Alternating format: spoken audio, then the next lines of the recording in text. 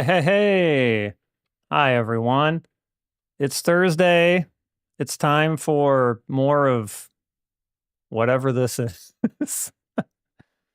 Thanks for coming. We've got a little bit of a different something planned for tonight versus the first 2.5 weeks of streaming, which has more just kind of been like, we're going to play some arcade games with different themes. We're going to see if we can see them talk about the history. I want to sometimes introduce things that are a little bit different than that.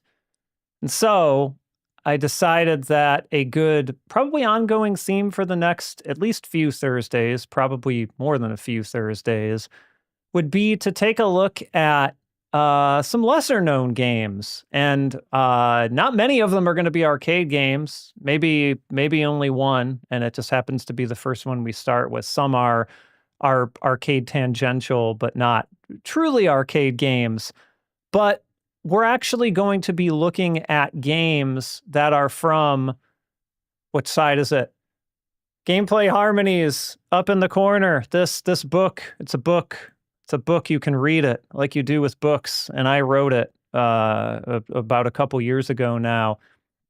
But what this book is about is it's about video games for which the subject are Japanese recording artists and musicians. Not the game features so-and-so's music, and so that's how they're involved. No. That's not good enough for us. The game has to be about. The subject matter itself must be the artist in question. So they are either the main character in the game or they are featured in the game in some form or fashion. Of course, often this means their music is featured as well, because they're a musical artist. Of course, why wouldn't it be? But needless to say, this is a whole collection of games that never really came west for the most part. Some of them kind of sort of had some anyway. I'll let you be the judge of how accurate of a statement that is for those of you who are familiar with the slightly weirder side of things. But we're going to be taking a look at some of those games from Gameplay Harmonies today. Oh, Flom, welcome. Yeah, thank you. I did those videos to promote Gameplay Harmonies a long time ago. This is going to be a little bit faster and looser format, obviously, since this is a stream and it's not a structured video. We're going to get into some of the games that we did not get into in those videos. We're not going to cover every single one from the book, that some of them are not worth really spending that much time on, or are a little bit, how to put it, they're derivative of some of the other games we're covering. So we're going to skip around a little bit, but I think it's still going to be at least a few, if not 3, 4, 5, 6 Thursdays worth of activities. And so I kind of want to keep the stream varied. Maybe Monday we'll pick a game or theme of games and play those. And then Thursdays I kind of want to be some longer running thematic thing where maybe we go through a series, a series of games or a type of games that is from XYZ or means XYZ or whatever. It's a Tachibana FDS game. Which one was that? Welcome, Starlight Midori Land, by the way. Good to have you back in. But I'm trying to remember which one is. We definitely have some FDS games on the table. You may be talking about one that doesn't actually feature the artist, strictly speaking. So that may, depending on which one you're talking about, that may not quite make the cut for this theme, but you're definitely going to get that Puffy game. It's not going to happen tonight. We're definitely not going to get into the PS1 era tonight. It's probably going to be a few more weeks before you see that one. But Puffy will be here. Okay. This is the thing about when you try to do anything that's comprehensive about something. In this case, I tried to pick all of the games that I could find or I knew of that featured Japanese artists. And I've discovered at least one since then that I missed. Though, to be fair, this one was not emulatable at the time, and now it is emulatable. So I won't ruin the surprise as to what that one was, but that'll be coming in at some point as a bonus. But you may have one that I did not know about. So you certainly will not see this stream, and you will not find it in the book either. But I'm going to note that just so I can have a look at that and see if it fits the gameplay Harmonies criteria. So to be determined on Risa no Yosei Densetsu. But similar to those old gameplay Harmonies promotion videos on my channel, I don't want to just do the game. I want to talk at least a little bit about the artist first. I'm going to try not to belabor the point too much.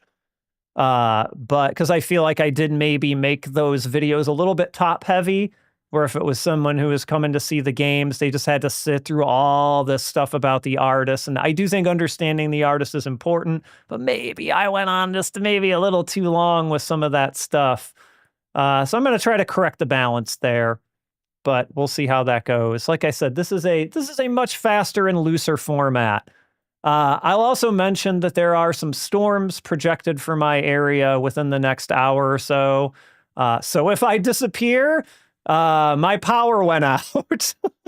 Hopefully that doesn't happen. Power doesn't tend to go out here a lot, but even during storms. But we're gonna hope for the best on that and hope that doesn't happen, right? All right. So let me switch my views here. So our very first game tonight, we're going back all the way to 1985, and we are talking about Teddy Boy Blues. So Teddy Boy Blues is an arcade game from Sega, which we will see shortly here. But first, we have to take a look at this flyer and the subject, and talk about the subject of this flyer, and we'll have a little bit of a promotional video to go on in the background in a moment. But this is Yoko Ishino. And here on this flyer for Teddy Boy Blues, which was also the name of her debut single, that's right, her very debut single, she is here telling us that her debut song has been made into an exciting game, and she's very happy that that's the case. So good for Miss Ishino here. And you see the titular, at least this game's titular Teddy Boy, just on the side here with his his machine gun. I don't know where the idea of giving him a machine gun came from, but we'll explore that in just a moment. I want to make sure that the next one on my slide. Okay, yeah, that's a little bit of a betrayal of what's next, but I want to very quickly hide the image slideshow, and we're going to go to a little bit of a video to kind of play in the background while I talk a little bit about Miss Ishino here. And what you will be seeing here is her performing Teddy Boy Blues. There we go. And let's see, we're going to adjust the volume here a tiny bit. Yeah. Just so you can hear, but not maybe alert too much copyright. We want to be a little cognizant of that, and since these are going up on YouTube and Twitch. But Yoko Ishino, as I said, made her debut in 1985 with the titular Teddy Boy Blues. But it turns out her heart wasn't really in singing, right? The job of a pop idol in Japan was, and I would say to a degree still is, you gotta kind of do it all, right? You're expected to sing, you're expected to dance, you're expected to act in some cases. They didn't all act, but it was very common, right? But she mostly wanted to act. And she kind of had to put up with releasing songs, and she did. You know, she released a handful of albums and singles. But eventually she built a name, enough of a name up for herself to where she was able to kind of duck out of the singing part and focus more on the acting. So we got through all of her performance here before I had a chance to get to the end of the spiel. So we'll kind of go back to the flyer here. But she managed to get into acting. Her true calling being a teddy boy. Yes, that's I think she somehow missed the criteria for that. It's very unfortunate. But apparently her true calling was acting, and not only that, but her true calling was comedy, which is not a common thing for a pop idol who goes the direction of acting. So she was in some dramas and some things like that, some TV dramas, right? But during the filming of a travel program, she encountered one Ken Shimura, who is a very, very famous Japanese comedian. He's no longer with us, unfortunately. He passed away sometime over the pandemic due to COVID, and encountered him on the set, and he found her to be a genuinely funny person. And so she was included in a lot of his skits where he needed a female partner going forward on a lot of his various comedy shows over the years. Shimura was famous for coming up in a Japanese comedy group called the Drifters. And then after the Drifters broke up, he found a lot of success on his own as well, and with various comedy partners and things like that along the way. So she kind of would come back to his show for various skits, all of which were very popular. But eventually she kind of called it quits on comedy too. And but she still appears in TV programs and dramas and things like this today, but has kind of left the music part of her career behind her.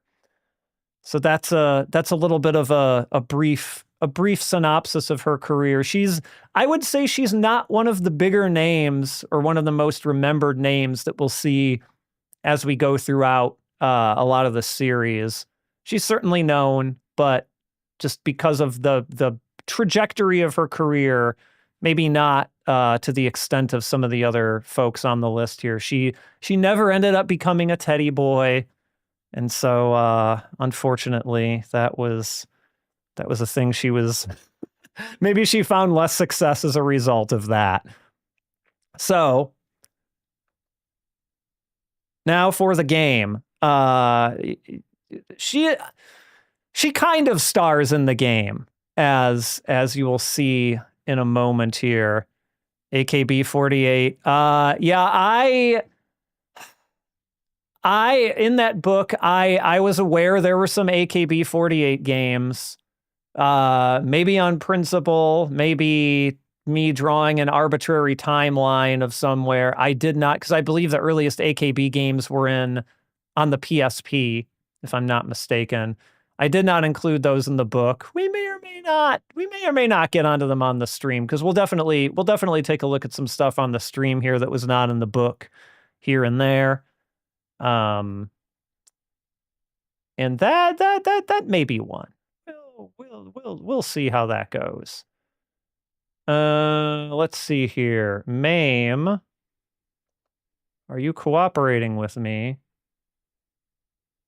I would certainly appreciate it if you did.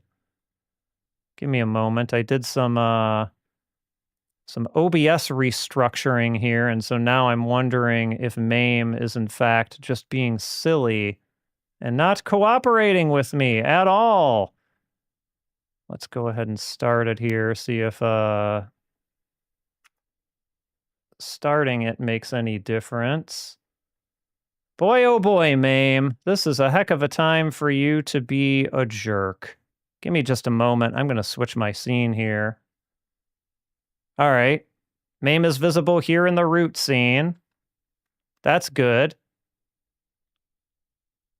Okay, now, I don't know why it took until now, but that's AKB48 has so much shit that they could cover a pretty good swath of writing. Yeah, I really did kind of not want to write that article on them as far as the piece where I would have to talk about them, because a Crewball style, oh man, a Crewball style video game featuring Bandmate. I, like many other people, had no idea about Crewball until it made the rounds, thanks to the Video Game History Foundation on Blue Sky fairly recently here. Bandmate would be a good choice, I think, for a Crewball like, though, if we can call them such things. Let's check the volume here of Teddy Boy Blues once it gets past the IC check. If it gets past the IC check. Mame, what are you doing? What are you doing? Does this have to do with the version of Teddy Boy Blues I picked? I did choose the new version of Teddy Boy Blues, so maybe I should not have done that. Let's try taking a look at one of the other versions here.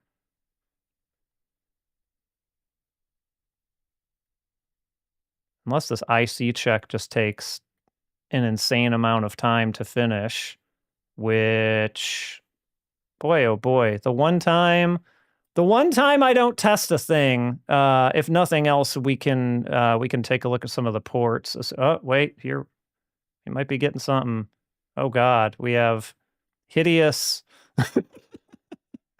hideous things appearing on screen. What manner of horror is this? I somehow feel as though this is not meant to be what's happening in Teddy Boy Blues. Okay, all right, okay. You know what? I'll take it. And we can hear we have the Teddy Boy Blues song playing in the background here. So that's our most direct tie-in, right? And we've got a very, I mean, it's very clear that they're promoting Ishino here, right? She's right here on the title screen with her name and everything, name of the song and lights, and she's got a band composed of some of the guys will be shooting with a machine gun with old Teddy here. So let's get to it. Let's shoot some stuff, shall we? And I mean, the way this game plays is really exactly what it looks like, right? We're kind of like gunning down these dudes, and we're picking up their strange, chibified bodies, which, if I don't pick them up quick enough, will come back to life. But really, my objective is to clear the level of all of them. And you get some enemies that are much bigger threats than others. Like these guys are, they're kind of bouncing around erratically, and you have to collect many, many pieces of them. So they're a little bit tougher to get your hands on. And what are you gonna do? Oh, okay, you're gonna come back down? All right, come on, come on. Are you just gonna run from me forever? What's happening? Is that how? Okay, all right. Can you like, sir? Sir? Thank you. But, you know, you're oh, here we go. So we have the bonus games, right? And we can pick Teddy or we can pick Yoko. Yes, the infinite stairs. They just continue on forever. So to show her, okay, so welcome to the treasure room, everyone. And here we're enjoying treasure hunting, as you can see. And we're going around Yoko Ishino's, you know, palatial apartment here. And we're looking under the couch cushions for money, basically, is what we're doing. Turning that up behind everything, drinking some beer. You know, really looking everywhere we can to find as much money as possible before time runs out. And it just kind of adds to our score here. We'll check out Teddy's bonus. Oh God, we'll check out Teddy's bonus game here next time. All right, we want to try and. Oh God, do not. I knew you were gonna do that as soon as I went there to get those guys. Impossible mission, eat your heart out. Indeed, impossible mission ain't got nothing on Teddy Boy Blues. All right, I would like to, from a relatively safe spot, pick off some of these guys. Okay. I did not say this is not going to... I think this game just loops anyway. I don't think it has an actual ending. But you are not going to see any kind of a 1cc or a a high score run from me here on Teddy Boy Blues, I'm afraid. In fact, the wonderful thing about these Gameplay Harmonies streams is they aren't the type of games that you really necessarily play skillfully. So there's some music games later where that will come into factor, but I'm not trying for 1cc's here. I'm more just kind of showing them off, and sometimes that might mean that I play them not great. I got the blues, the Teddy Boy Blues. Oh God. Okay, the Darumas, they do not like me. All right, we're gonna go for at least another credit here because we got a couple different versions of Teddy Boy Blues to show up here, to show off here too. But somehow I still made the top of the high score. And in case you missed the title screen here, Enerjax, if you just came in, you've got our featured artist, Yoko Ishino, the first one in the book, with her backup band of... honestly, I think this is the best part of the game. This title screen is the best part of the game. The Daruma sax players, and the chorus there, the chorus of the, what are they called? I'm blanking on the names of what those guys are called, but just... This is the best idea that came out of this game. All right, so let's give it another credit here. Yeah. I guess they're backup singers. They're probably supposed to be backup singers slash dancers, I guess. I think they're meant to be like a chorus. Because they all appear to sort of be singing, but often, as some of us know, the duty of the backup singers are also to dance a little bit too. So I think it's fair to also call them dancers as well. And much like the second bonus stage and final fight, we're sort of like shooting through glass here. I guess these are like glass blocks. I'm not really sure why we would have to do such a thing, but and really, it's are you Teddy or are you Dancer? Brandon Flowers, tell us what the answer to that question is.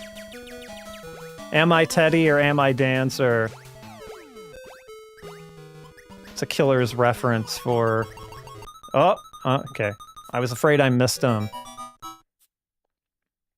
All right, we looked at Yoko's room last time, her shaking down the couch cushions for money. So Teddy is a single issue voter, and that issue is guns. But also, you'll notice that some of them are flicky. There's flicky. And so if you're a flicky hater, then guess what? You get to shoot flicky. I believe when BBH played this on his stream, Lord BBH, he was very happy to be able to shoot flicky because he is a known flicky disliker. And we get to pick our stage here since I did so well. I guess we'll pick the one that looks like the whale. It was probably not a great idea for me to go down that way. Oh God, it really was not a great idea for me to go down that way. All right. And of course, all you fools.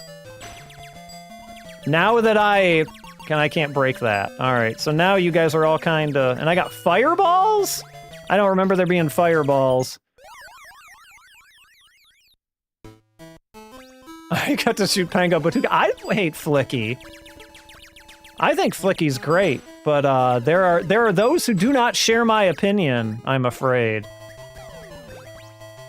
For as hard as that is to imagine, I know. All right, get these Darumas out of the way here. And these dragons they're the real menaces here as far as I'm concerned, because they move so fast. And they can be kind of hard to lock down, right? See, this guy he's moving all over the place. And Teddy doesn't really have that much of a jump here, I'm afraid. He's kind of weak in that department. And yep, see, the dragon's like up on you before you even know it, right? But luckily, you do get some sort of, continuity here when you go into the next round and you only have to take out the dragon. All right, we'll give it give it one more credit on the arcade version here, and then we'll show off a couple of the ports. There were a couple ports, and one is my first time playing, in fact. I wrote about it, but I had not played it at the time that I wrote about it, so should be fun to see. And I'll mention this periodically in case something happens. There is a storm, set to be a storm in my area, so I'm hoping the power doesn't go out, but in case I suddenly disappear, the storm claimed me, or at least it claimed my power.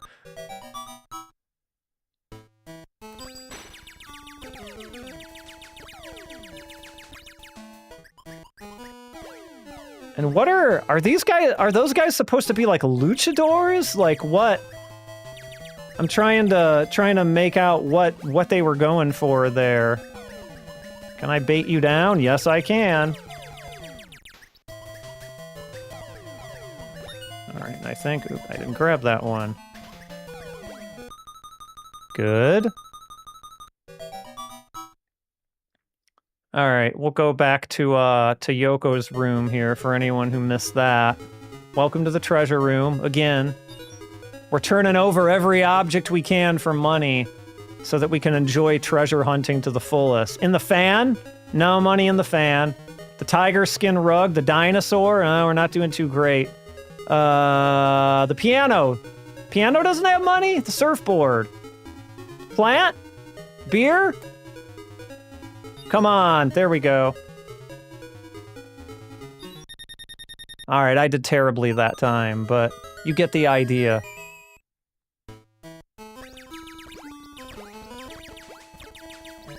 Also, in case it wasn't obvious, this is a 2-button game. You get run and jump, and that's really all you get, sir. Oh God, I knew you were gonna do that. Put all your money on the desk. The last place they'll look. They'll never. Well, I mean, who is they in this case? Like, that's her own house, and she can't remember where she put her own money.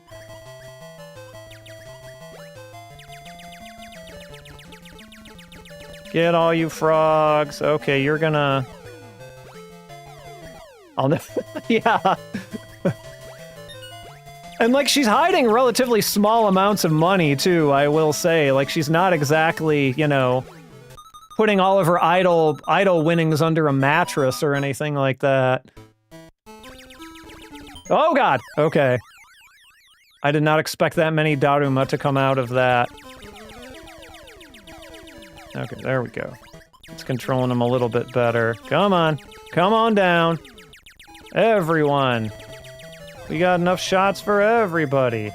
I honestly do not remember the fireballs being, a thing, but clearly they are a thing. Alright, you. Come on. You're the last one? Yeah, you're the last one. Okay, I don't... That's just dirty. That's dirty pool right there, starting them out right next to me. Come on. Alright, so now we have to escape from this, but we got dudes pretty much on either side. I do at least like that these guys have some momentum. Of course he got in. Some momentum, like when they turn into little guys, so they can kind of look at that guy. Oh, that was on me. That one was on me.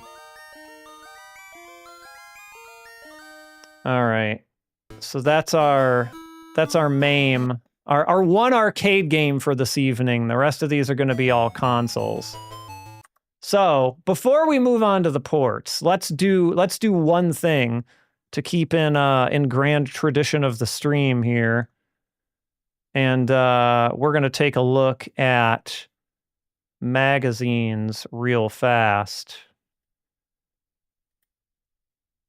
Well, the Japanese game is based on the Teddy Boy Blues song. Oh, and the Brazilian Master System, yes. Oh, I didn't actually know. Okay, so specifically in the Brazilian version, the character has been named Grandino. I will not even pretend that is good pronunciation in any sense of the word, but the Master System version, even outside of Brazil, is kind of interesting, and we'll be looking at that one next. But real quick here, we got a game machine to look at, and this will be the only game machine we look at tonight, because again, only arcade game. But the good news is that we have other magazines that we'll be looking at for the first time after a couple of these. So, how did Teddy Boy Blues do in June of 1985, shortly after its release? Well, first of all, we actually have an ad right here. It's basically just the image from the flyer. Yoko here saying that her debut song has been made into a video game, and she's very excited about it. So, and then a UFO catcher right next to her there with the cheapest looking prizes that you can imagine. As someone who had to load not UFO catchers, but claw machine, the American claw machines in an arcade, I can tell you those prizes are always the worst in American claw machines. So anyway, Teddy Boy Blues actually hit number 2 in June of 1985. A good bit under this is interesting. I'm just sort of reading the one above it. So this is Senjo no Okami, aka Commando, from Capcom. But here they are calling it The Way to Victory. Maybe this is before they marked their not yet translated names as temporary with the asterisk. So this could have just been, though I don't know how you get The Way to Victory out of Senjo no Okami. Like, a literal translation of Senjo no Okami would be like Wolf of the Battlefield. And like Commando makes sense. It makes people think of the Arnold movie Commando. But I don't know where you get Way to Victory as a possible localized name for Commando. That's a bit weird. But anyway, Teddy Boy Blues, a bit under it, but still. And we've got some other arcade games of the era here. Tryout, a lot of which I don't know, actually. Tryout by Data East. I don't know Gombe no Ai Musori, another Sega game. Of course, we all know 1942. Of course, well, maybe we know Ninja Princess, another Sega classic here. We got Twinbee, the Konami's big, well, there was Scramble, of course, too, but Konami's big pre-Gradius shmup hit, Twinbee. All of the Gyaru games. You got Sweet Gyaru. You got Naito Gyaru. You got, well, this isn't a Gyaru, but you've got Django Lady, no doubt a Mahjong thing, even in 1985. You got some Lode Runner stuff. You got Return of the Invader from Taito, Return of the Invaders. Yuke Kawaguchi-kun, everyone's favorite. I don't know who I don't know who Kawaguchi-kun is in this case, but he's going places. You've got I think more Jango, more Mahjong stuff from SNK here. You've got what? You've got Pitfall 2, the Sega arcade version of Pitfall 2, which honestly I forgot that was a thing until every once in a while I see it and I'm like, oh yeah, they did an arcade version of Pitfall 2, didn't they? And you've got, the very first game we played on the very first stream, Kung Fu Master from IREM, aka Spartan X, which came out a little bit earlier this year. And you still got good old Xevious sticking around here too. So good showing for Teddy Boy Blues in the arcade, I would say. But that's not the end of Teddy Boy Blues. Not by a long shot. Let's see, we're going back to games here. One moment. This is my first time actually using an emulator that isn't MAME here on stream, so we may have just a moment of, okay, cool. Move that over to this window just so I can keep an eye on OBS to make sure it's not doing anything funny. No funny business from OBS. I meant to actually, I didn't mean for you all to thrill as I load content here from OBS. So let me just go away while I get this set up here. But yeah, so we're gonna look at 2 different ports of Teddy Boy Blues here, and one is the aforementioned Master System, though I won't necessarily be doing the Brazilian version of it, but that is nonetheless an interesting factoid there to know that they just completely retooled the property when they released it in Brazil. So, switch back to this. Give us RetroArch. There we go. All right, so now this is Teddy Boy Blues on the Mark III, if you the Japanese version of the console, or the Master System if you prefer. And I mean, as you can see just from the credit roll, like it looks like Teddy Boy Blues, right? It's got the song. The song stayed, at least for the Japanese version. It did not carry over into any of the Western versions, so this was just called Teddy Boy in North America. They dropped the Teddy Boy Blues part. A, I guess because it wouldn't mean anything to people here, and B, because maybe copyright stuff. And speaking of copyright stuff, you'll notice that there is no intro screen that features Yoko Ishino. They pretty much stripped her out completely of the home port, even though they kept her song. So what does that mean for the bonus stages? Well, we'll see. But let's, okay, credit up here. All right. And I mean, it is indeed, the buttons are reversed, which is kind of throwing me off a little bit here. But I looked in the Master System manual, and they are indeed just like reversed by default. Like they just didn't do a clean button 1, button 2 mapping like they did on MAME. So I'm just gonna have to quit complaining and get used to it here. I could have remapped the buttons, but we're not gonna do that live. Okay, come on down. Okay, all right. Come on. I feel like they bounce a lot further in this version. Maybe that's just the placement where I was at. Come on. Come on. Also, there seem to be a lot more of you guys, or am I crazy? All right. There's our stage 1 here. We'll get to bonus stage at some point here. I can't remember if that's fixed after 2 stages or how that works exactly. All you guys, get out of here. What? Oh, okay. I did not expect that.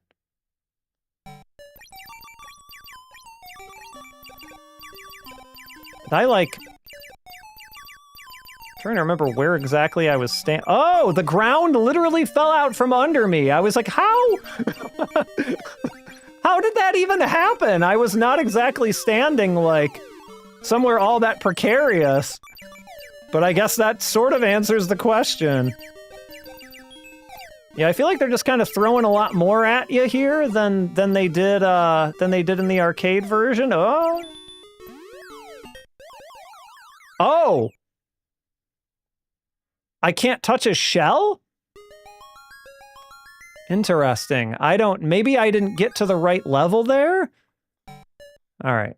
We can't settle for just that. We at least have to get to some of the bonus stages, right?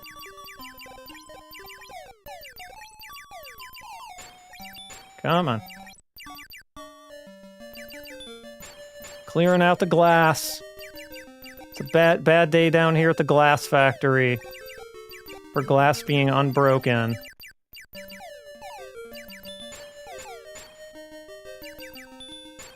Come on. Oh, nice. Nice jump. Good jump. All right.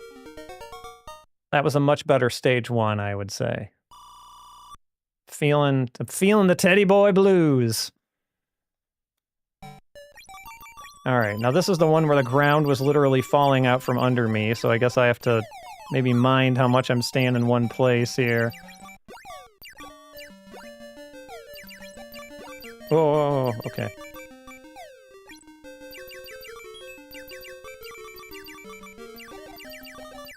All right, good. I don't like that movement. All right, so don't get the snail shells? Or you gotta get the snails like twice or something? That's almost kind of what it looks like, doesn't it? All right, there we go. Maybe we get a bonus stage here, maybe? Here we go. Yeah, it's completely different. Like, you don't even get... Well, we get a glass of beer, though. That's pretty good.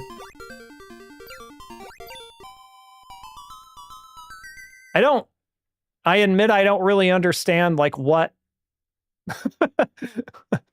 like, really what the point of that was. It's a little bit less of an obvious bonus game than, what they used to give you. Back where you're, you know, looking for money under the couch cushions in Yoko Ishino's house!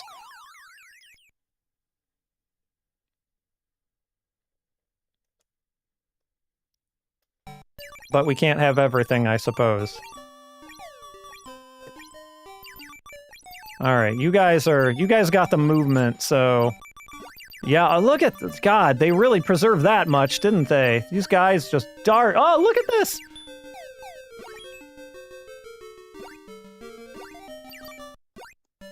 Scared to even approach him. It just moves so goddamn fast.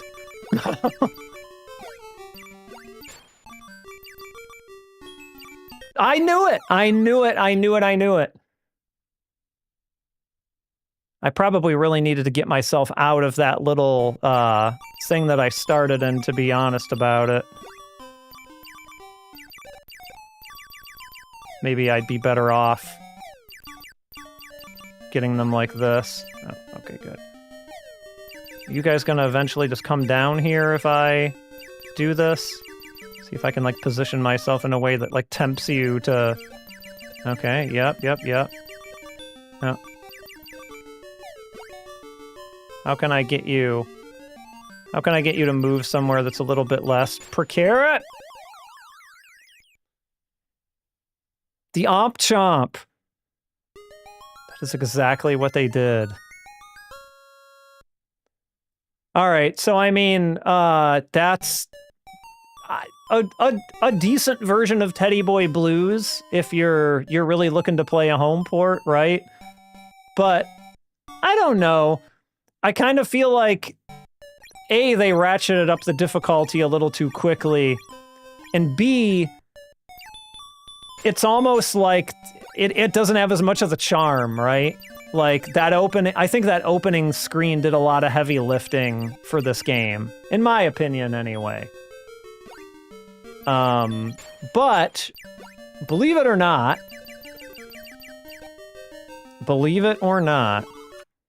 we do have one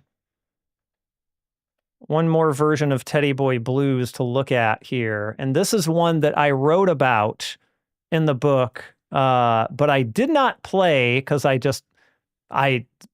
could have emulated it then, to be sure, but it just, I don't know. I didn't try, and I probably should have tried, but I did not. So let me get this going here. And then we'll talk a little bit about it briefly before we start the gameplay here.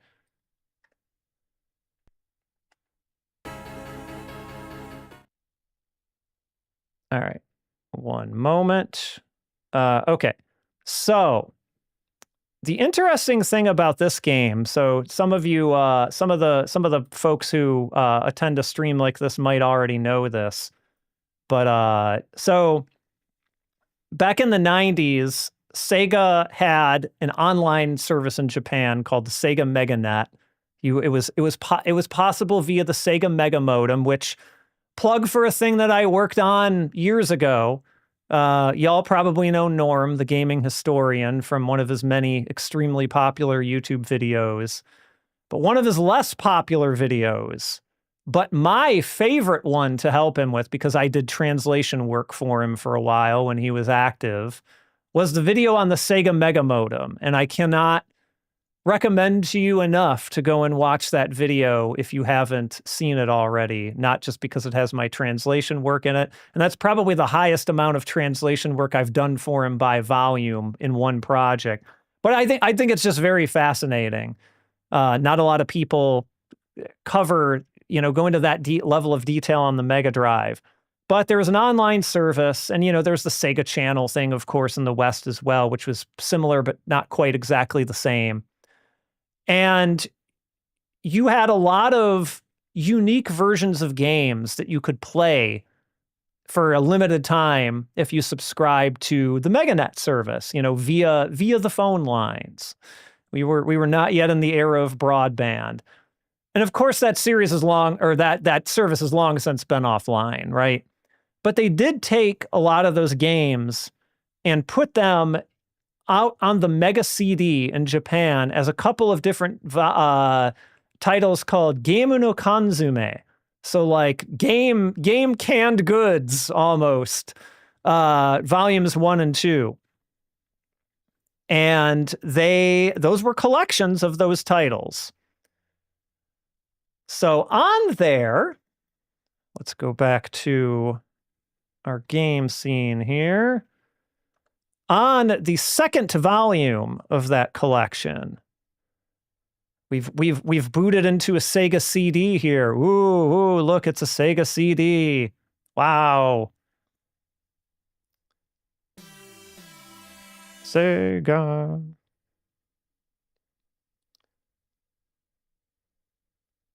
But as we get into the title screen here, thank you.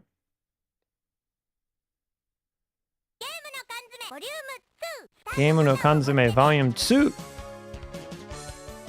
I'll turn that down a hair. Very, very festive. I like it. So you've got a lovely mascot here. I'm not sure what she's called, but I don't know. Let me, I forget what the command to reset this was. Reset H. All right. Just for you, Enerjax. We'll do it. And we'll let you see the whole Sega CD boot up cycle in all of its glory. All right, I'll turn up the stream volume more for Sega. And I'll be quiet.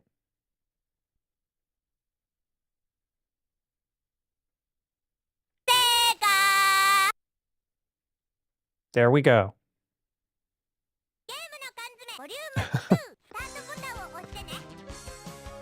Start buttonを押してね. Press the start button. All right. So what we'll see when we go into Geimu no Kanzume is the people did need that. I agree. That was a really good call. Thank you for suggesting that. So this is a collection of games. So you've got things like Shi no Meiro, so like the Maze of Death. You've got Sports Putter Golf. You've got Table Metal City, not to be confused with Detroit Metal City. You've got what? Oh, this is sorry. This is a category at the top. Okay, my mistake. So that's just Metal City. That's just Putter Golf. This is 16T. This is Robot Battler. We've got Teddy Boy Blues, which we'll look at in a moment. We've got Nandake? Avogue. You've got Doki Doki Penguin Land, Heavy Metal Uchiwa.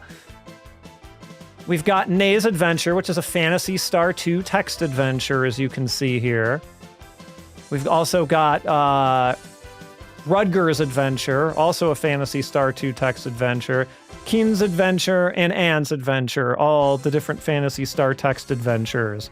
Perhaps one day on another stream, we will go through and look at all of these games in more detail and see, you know, just what putter golf or metal uchiwa, heavy metal uchiwa is about. But today, we're really here for Teddy Boy Blues, because this is a unique version of Teddy Boy Blues. This is not just like, oh, it's the arcade port, oh, it's the Master System port. This is a wholly remade version of Teddy Boy Blues with everything about Yoko Ishino stripped away from it, including the song. The song Teddy Boy Blues does not even appear in this version. So I believe the main character's name is Yoko still, though she's not called Yoko Ishino, just Yoko, you know, legally distinct Yoko. And so we're going to take a look at what we've got. Oh, Nani? B button janai no. I hit the wrong button. And she's telling me it's not the B button. Don't hit the B button. Hold on, we're gonna... Sumimasen. Sumimasen. Stato. Hi. Teddy Boy Blues. Alright, so let's hear what we got for music. Okay. This is not bad. It may not be Teddy Boy Blues, but it's got some spirit to it, right?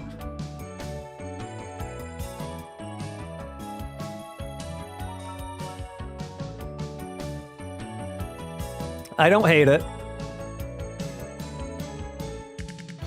And obviously, since this is a CD, we get, you know, higher quality music, right?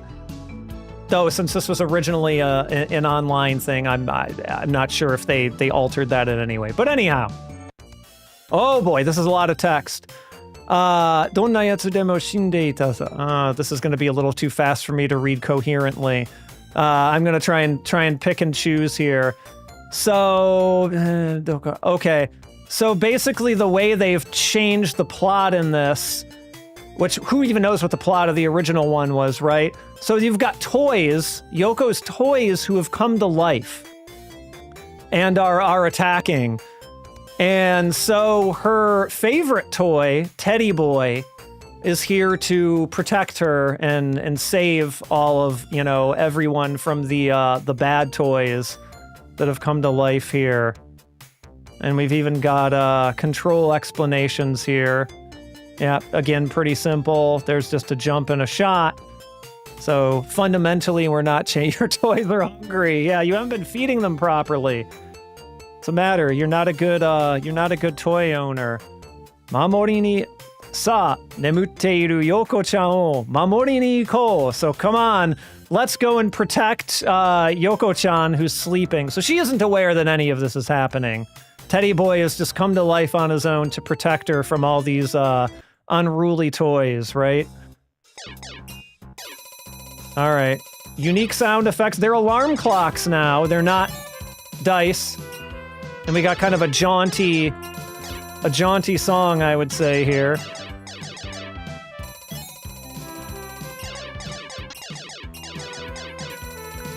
I kind of like the aesthetics of this one, I won't lie. I'm pretty into it.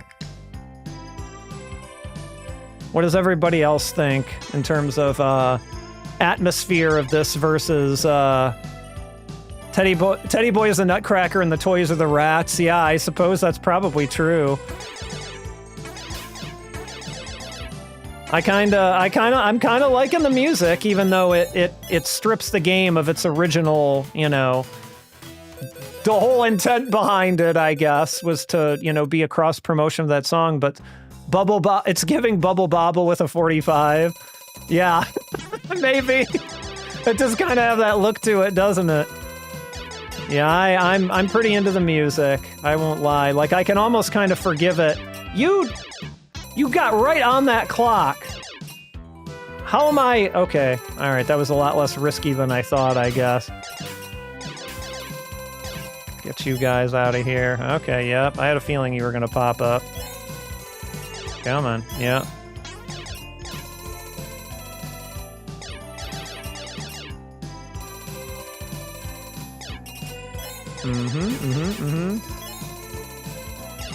I am curious to see what it does with the bonus stages in this one, though, if it completely transforms those or something else. Shino Mado in that collection. Fatal. I knew the screenshot looked familiar. So yeah, Fatal Labyrinth, yeah, which got a cartridge release in the West.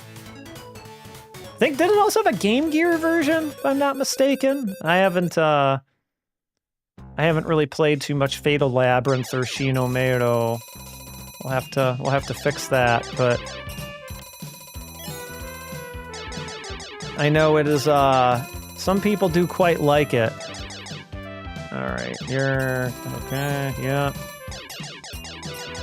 Okay, you were coming out from up there. Oh, okay. Good, I avoided that nonsense. Let's see if I can line up these guys. Oh, yeah, okay. He's much more distinct haloed angel there, and when he dies in this version. The Master System Game Gear one's called Dragon Crystal. That's what I'm thinking of. Okay. The Dragon Crystal. Nice. Can I get you to do the same thing? Maybe? Possibly? Yeah, okay, good. I would like to see a bonus stage here.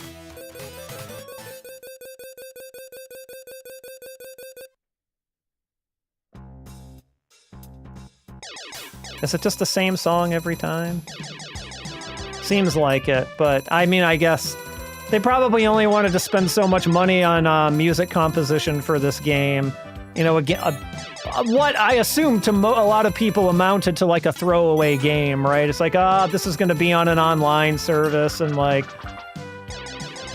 nobody's gonna, you know. So it was probably made to be disposable. So I guess I'm really not shocked that they just recycle one song over and over again here. It's a good song, though. All right. I feel like they didn't do the difficulty curve of the Master System version on this one, which I appreciate. This is a little more in line with something that feels manageable. I do wonder if it's even going to throw a bonus stage at me at all, though. Little frogs. Oh, Lord, what are you? You're like a giant ghost pumpkin. And you're big.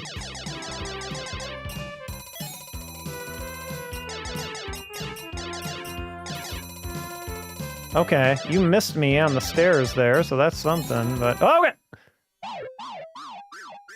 That ghost pumpkin. He's gonna be the death of me. He already has been the death of me several times. Okay, so you're not even coming out of the clock! You're just coming from somewhere else. Oh, I gotcha. Oh, but you just come back. Don't... Oh, there are more of you. Okay. He turns into a little pumpkin. Alright, how am I gonna corner you? Because if I come down there, you're gonna... Come on. Come on. There you go. I like the jingle at the end, too. The jingle at the end's pretty good. Oh! Okay, I was not expecting this. So, okay, what do we got? Alright. This must be Yoko. Picking up her toys, I suppose. Ice cream, that's good.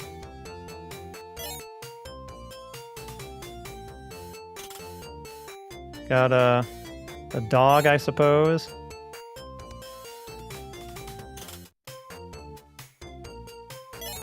I'm trying to see if we're... It doesn't... Oh. Okay, so were we... Oh. Trying to think, like, are we timed here, or, like, what is... So she can't really jump too much is the thing. Okay, yeah, so I guess we were... Item gets points. Alright, so these all had different... Okay, the Teddy Boy himself was a 1-up. So maybe there was a timer there. Or maybe... Oh!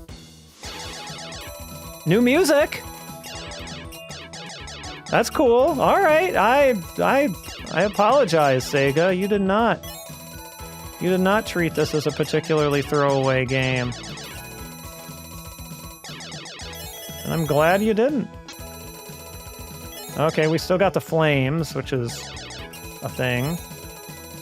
To keep me from standing in one place for too long, I suppose.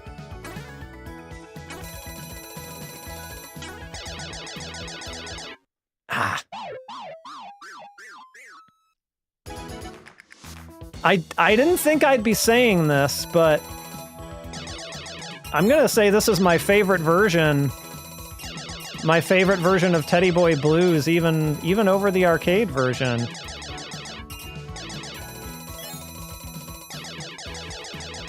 Definitely beats Desert Bus. What doesn't? Desert Bus is certainly a thing.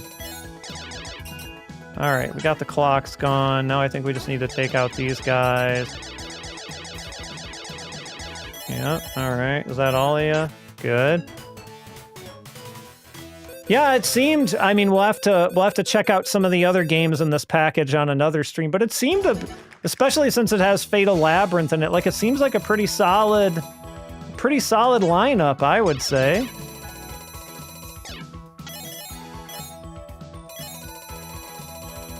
Oh boy, the pumpkin guy's back.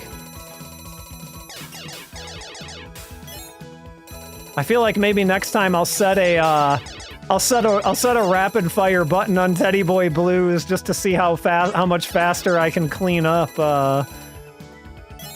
these enemies here. Okay, you guys are all, this is where the party's happening right here, clearly.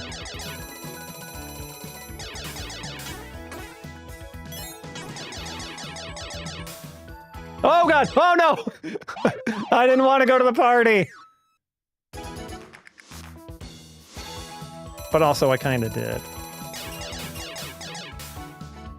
Because pumpkin ghosts are cool. What can I say?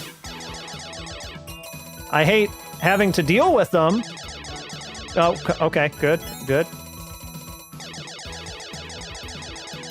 This seems like the most advantageous place to have to deal with you guys at.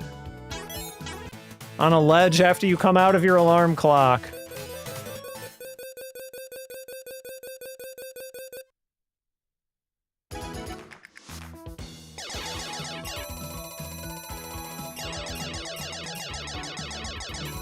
Now the real question is, can I make it as a professional Teddy Boy Blues streamer? Can I replace my job with Teddy Boy Blues?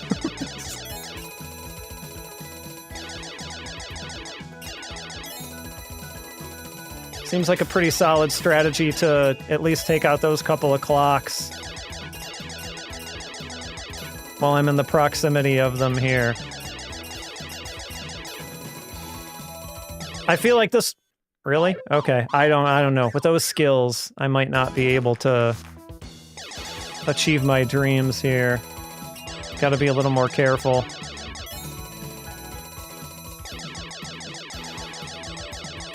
Come on. There we go.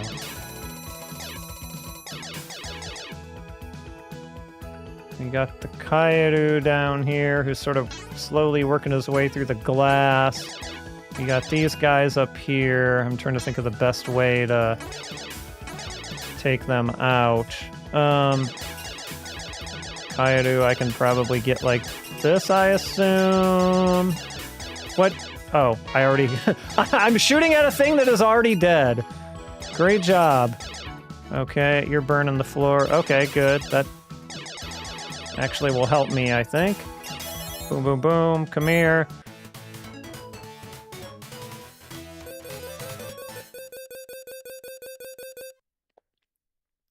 I kind of just want to see how far I can make it on this version before I game over.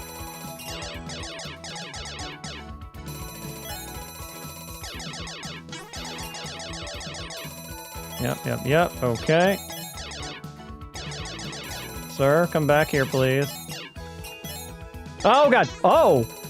Somehow that worked, and I'm not really sure how, but,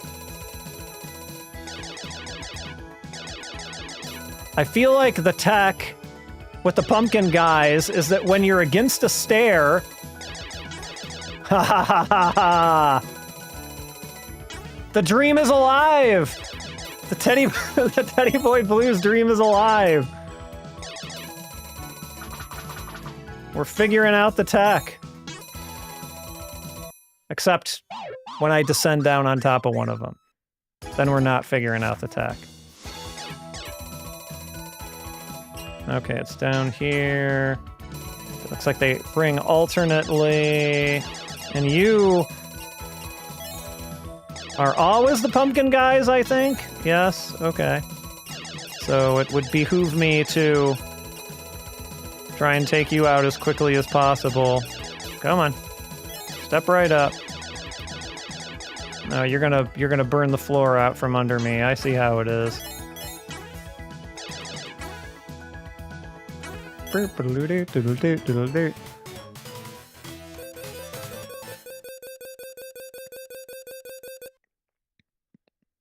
Keep them coming. Keep the pumpkin ghosts coming. Alright. Best way to attack this. So those guys are actually going to be enclosed in there. So it may actually be a better strategy to just let them... Okay, well, I mean, I would like to do that, but the problem is that the fire did not allow me to. Alright, so there's the snails off the board, but now the snails are kind of all in here with these guys. Oh, you take multiple hits! I see!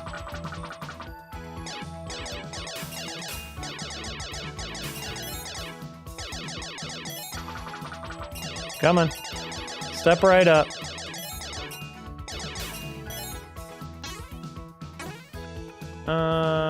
Best way to get to these guys. Let's see. Okay, fair enough.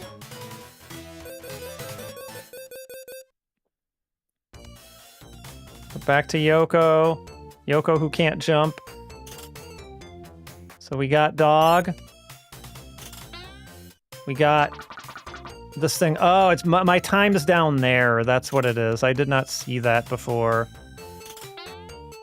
Oh, okay. So some of these guys can just really kind of waste your time. And I'm getting all of them. Kind of hoping for the Teddy Boy one, to be honest, so I can get another one up. Ice cream is good. Okay. Teddy Boy? No? Okay. So it's really just chance. Unless there's some pattern to that, but who's to even say? Is this another? No, this is not another new song.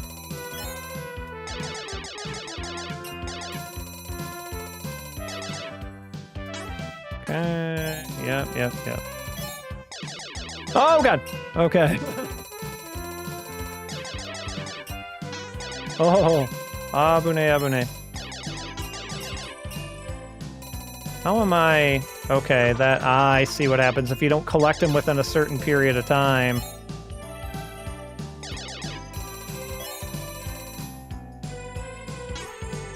I think I need to be a little bit more proactive here. A little less campy.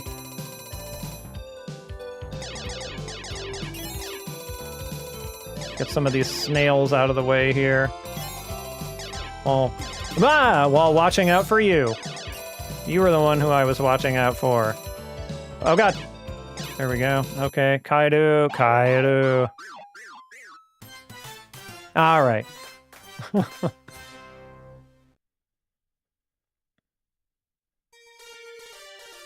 I will put in my initials for that, though. I am still not the highest scorer here, though.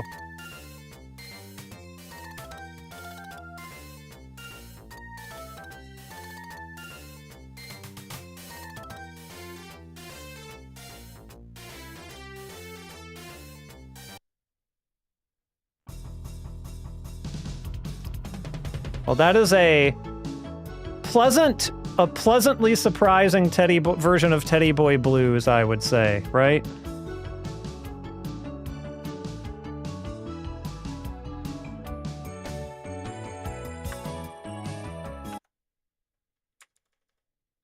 All right. So that was way longer than, than I expected to go on Teddy Boy Blues, but hey, pleasant surprise, right? All right. So, next on the docket, I don't have a video for this one, but some of you all may have predicted that this one would be somewhere in the process here. So, we are going back to our slideshow, but this time we're moving on to actually let me change the game update here. We're moving on to 1986. In fact, we're moving on to almost an entire year later from Teddy Boy Blues. I can hear the thunder starting up outside too, so we'll see how that goes. Will this fit in my header? It wraps over. It wraps over well enough. So this is actually, well, first of all, this is All Night Nippon Super Mario Brothers. So I don't think I have to explain what Super Mario Brothers is, but I definitely need to explain what All Night Nippon is. And this one's close to my heart in sort of an indirect way, and I'll get to why that is in a second here. So, believe it or not, my story about this one for the book is it was a relatively last-minute addition. I wasn't going to include this because so many people have written about Super Mario Brothers, right, over the years, and what could I say about Super Mario Brothers that hasn't already been said a million different times by a million different people, right? And so when Jeremy Parrish, the editor of Gameplay Harmony, well, one of the editors of Gameplay Harmony, suggested it, I said, I don't wanna write about Super Mario Brothers. I can't bring anything to it.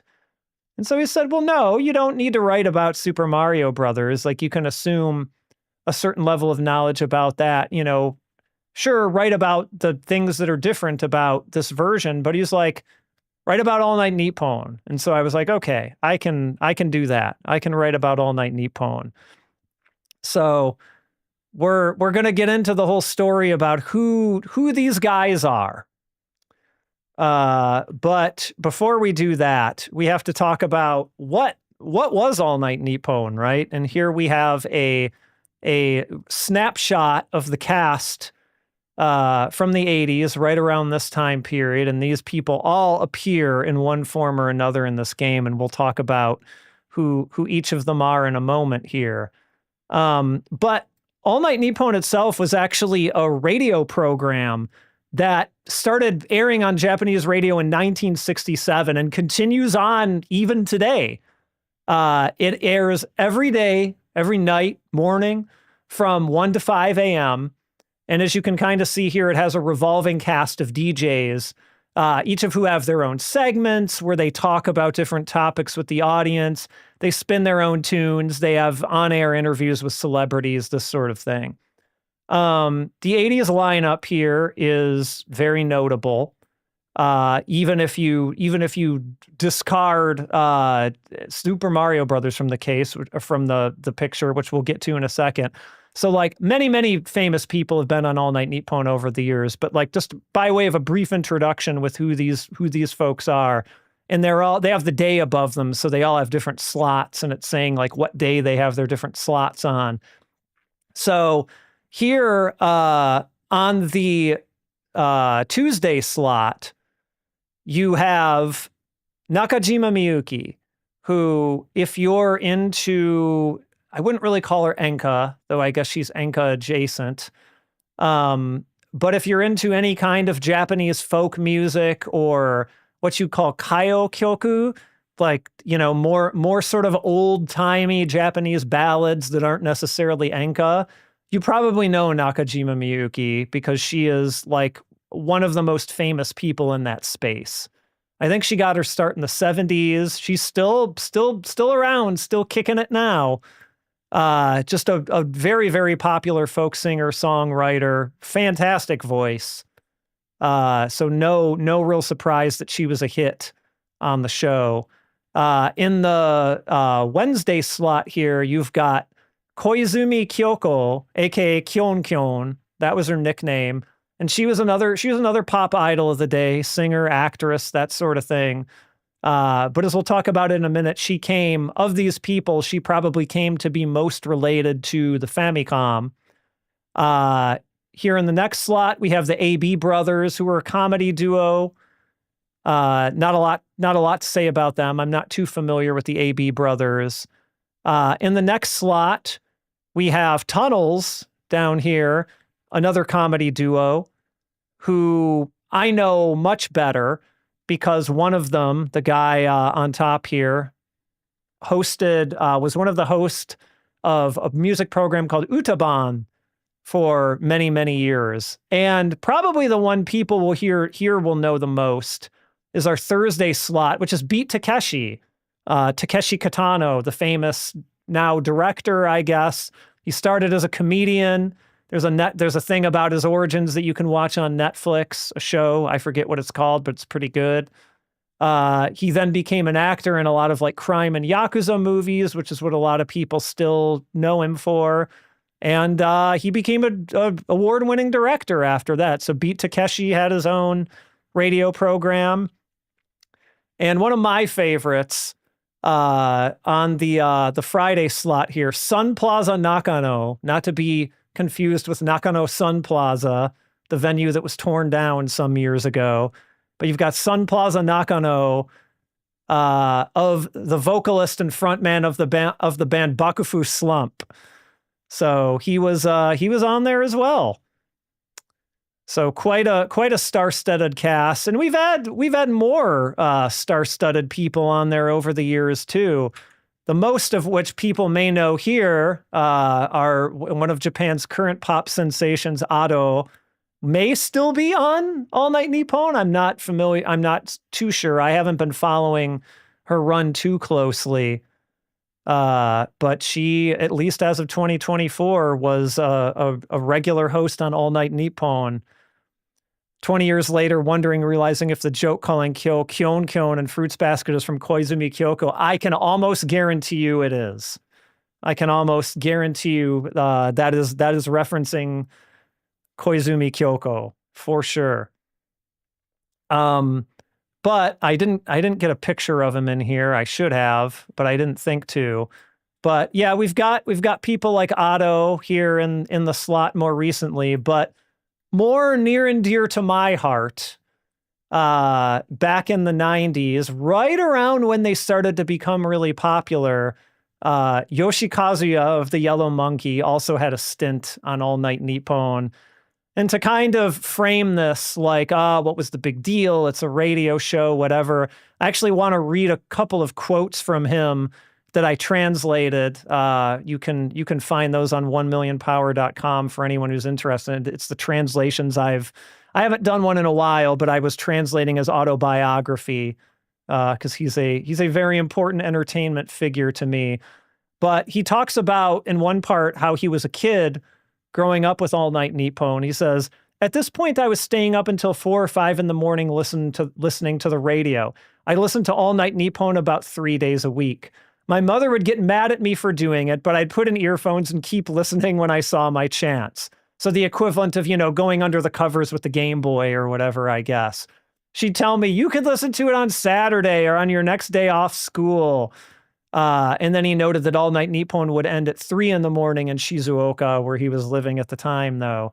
And then much later in life, when he became a host on it, he recalls how during the Four Seasons tour, he says, the tour was a lot of fun, and I was doing the radio program All Night Nippon at the same time, too. And since we were appearing more regularly on TV now, him meaning the Yellow Monkey, them meaning the Yellow Monkey, average people were recognizing me more regularly. When I said, you can't really buy sun visors anymore, can you, on the radio, hundreds of sun visors showed up for me within the next week. When I talked about Snoopy, a bunch of Snoopy stuff showed up. So his experience relating to radio fame, I guess.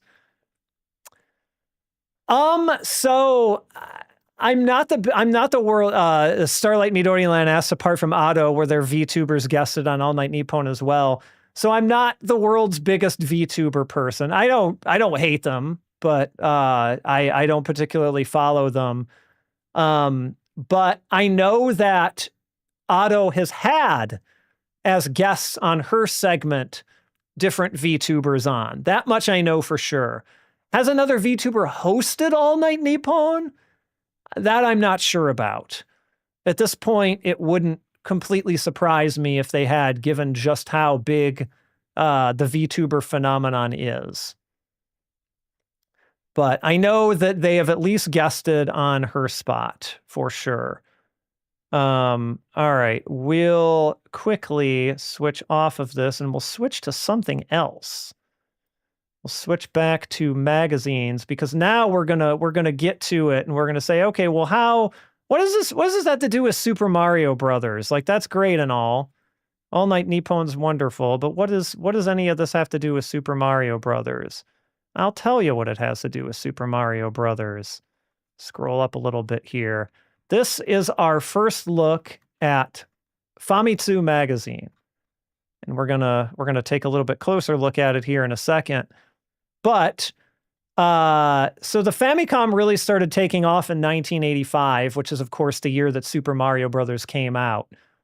And to take advantage of this popularity, All Night Nippon held a contest where listeners could send in lyrics to the Overworld theme from Super Mario Brothers.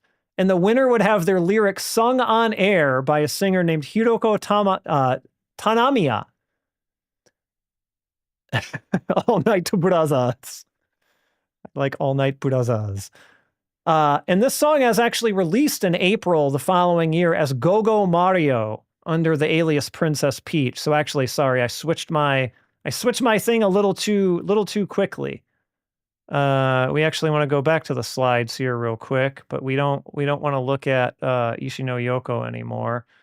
We want to go here quickly to this. So this is the cassette for Go-Go Mario. You can see there Uta Princess Peachy. So they kept her under an alias. But you can look up Go-Go Mario on YouTube. You can find it very easily. It's a cute little song. And around this time was when the first Mario animated movie that didn't get a release outside of Japan, Mario no Daiboken, was released as well. So there was a lot of promotion around that. And we also, that group that we looked at earlier that I introduced of the cast members of All Night Nippon, they played a role in this game. So what role did they play? Well, they stood in for various enemies. Not pictured here are the fact that Sun Plaza Nakano took the place of the Goomba, and we'll see this all in a moment. Tamori, who is a famous TV personality that is still around now somehow, even though he's old as the hills, took the place of the Piranha Plants. And the Mushroom Retainers were replaced by a lot of the others. So you've got Nakajima Miyuki, you've got both of the members of Tunnels, both of the members of AB Brothers, you've got Kyon Kyon, you've got Beat Takeshi, and not included in here in this picture because he was hidden, he was not publicized in this in any way, is Goro Itoi as another Mushroom Retainer in the Secret Worlds A, B, and C, which were Secret Worlds that were exclusive to this disk system version. He was a hidden inclusion and a reference to the show's history. Itoi himself was the first DJ on All Night Nippon back when it started in the 60s, and is really kind of the quintessential like radio DJ for Japan. And on top of this, like as we moved into 1986, Kyon Kyon and the AB Brothers used parts of their segments on All Night Nippon to talk about the Famicom, since it was getting to be so popular at this point. Kyon Kyon's segment was called Famibaka Corner, and the AB Brothers segment was called Famicom New Wave. And so they'd talk about their experiences themselves, and they'd have on guests, some of which include a young Satoshi Tajiri If you don't know Satoshi Tajiri, he is the president of Game Freak and, one of the creators of Pokemon. So pretty famous guy these days. But back then he was doing like fanzine work and stuff like that. So he was well known in that circuit. And a Famitsu staff member who went by the name Tanaka Punch, was also on there as a regular. So now we're going to go back to Famitsu. Now I'm actually ready for it. Hide our slideshow. Go back to Acrobat. Yeah. Punch.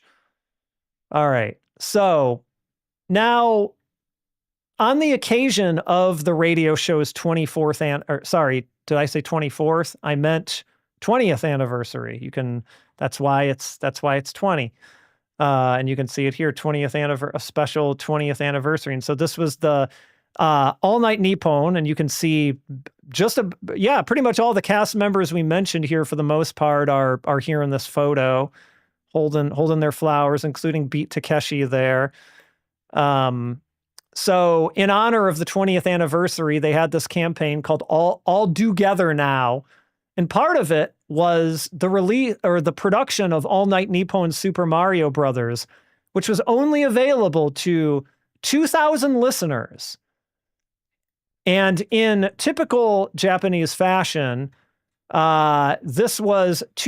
were not giving it away to 2,000 listeners. So this is, by the way, the 20 you see here is 20 copies to Famitsu readers specifically. So this was their cross promotion with Famitsu, but 2,000 listeners by sending in postcards directly to All Night Nippon, just to be clear. So they had to send in a postcard, and winners would be allowed to buy it for 2,600 yen plus shipping, which was pretty much the typical price of a brand new Famicom Disk System game at that point. So they weren't really upcharging it all that much. But what they didn't count on was that this item would be so highly desired that there was a ton of fan blowback over making such an item so limited. So Nippon Broadcasting System had to open a limited number of direct sales for 3,500 yen, which was, a good bit higher than your typical FDS game. And then apparently they made 20 more copies than this available to another magazine called Famimaga and also to Famitsu to get additional readers on board with. And that's kind of where that image that we were looking at earlier came from. Oh, and it's just kind of going over some of the features of All Night Nippon Super Mario Brothers here in the pages of Famitsu. So they never reviewed it that I could tell. I scoured the pages of Famitsu to try and find a review, but I could not find it. And so my theory is that they viewed it as a conflict of interest. And they did because they were involved in the promotion. And so they thought, we better not review this because it's going to sound like we're just sort of, shipping our own product a little too hard here. So was not reviewed. I am going to switch to pad.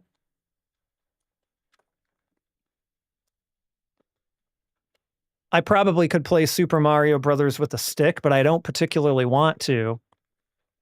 And then the other game we have after this, I feel like I'll probably do better with a pad as well. I also have a vaguely Famicom, I suppose vaguely Famicom colored pad here too that I'm using as well. So how appropriate. All right. So let me load up the old FDS here. I do have a real Famicom Disk System. It is not on deck for me right now, I'm afraid. And I do not own a copy of All Night Nippon Super Mario Brothers because the other thing is, because of how rare this game was, this game is expensive. Like, oh my God, is it expensive? I do not have a price immediately ready to go here. But it is not a cheap game, that is for sure. You can see it in the glass case in many a Japanese game store. We'll do a restart here so you can all see the disc.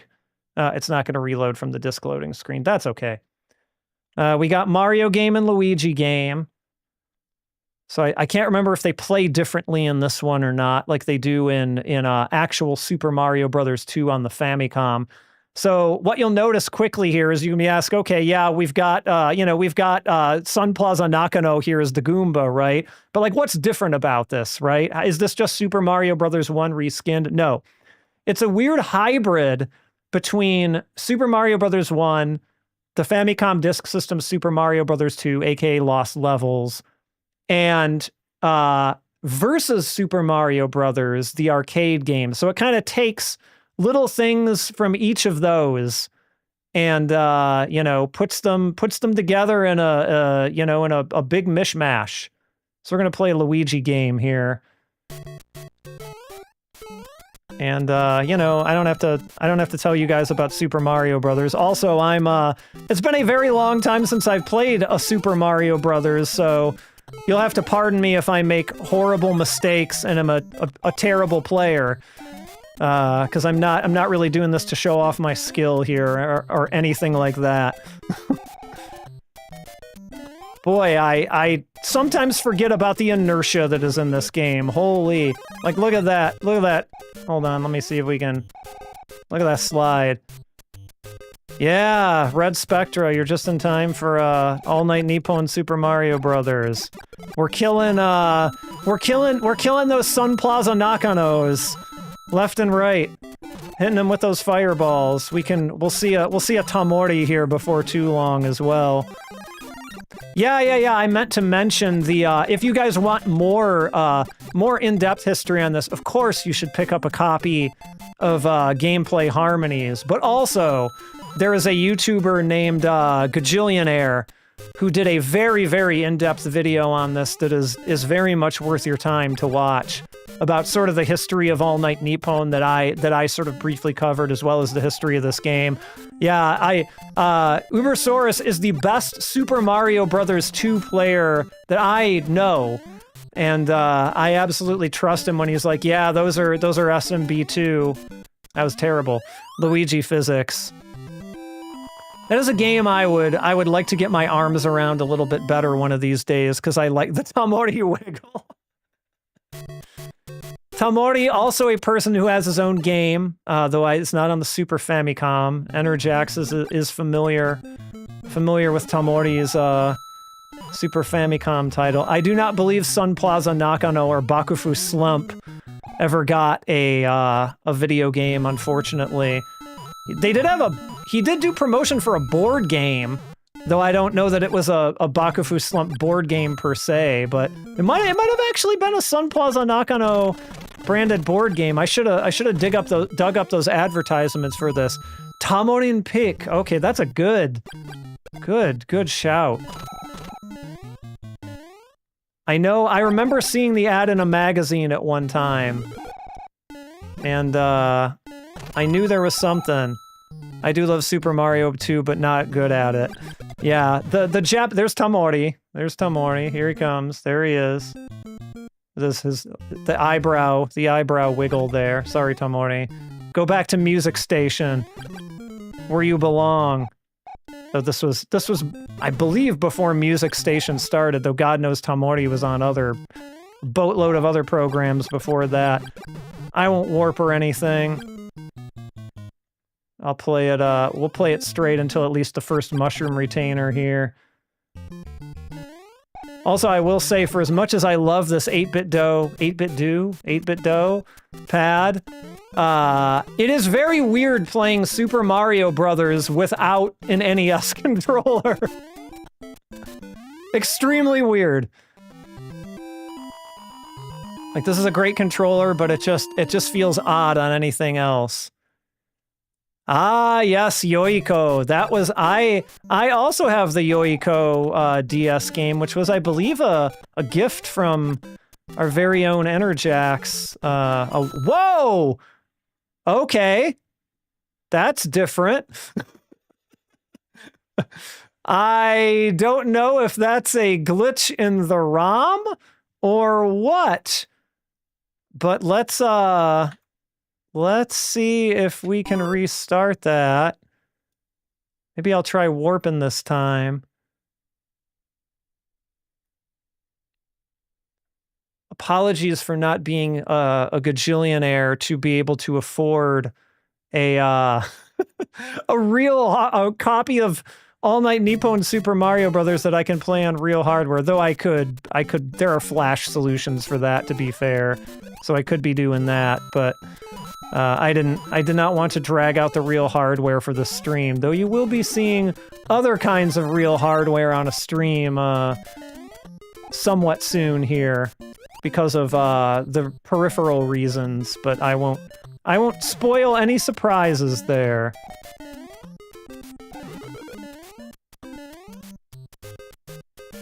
Yep, it is a tie-in with, Warate Itomo, which is probably his most famous show.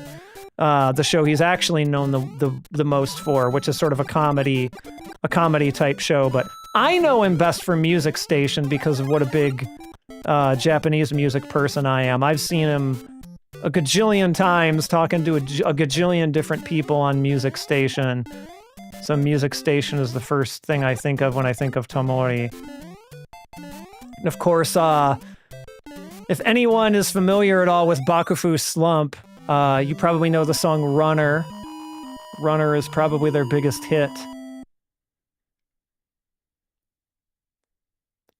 Yeah, if you're talking about Yoiko games, of course, Arino Kacho of Game Center CX fame is one half of the comedy duo Yoiko.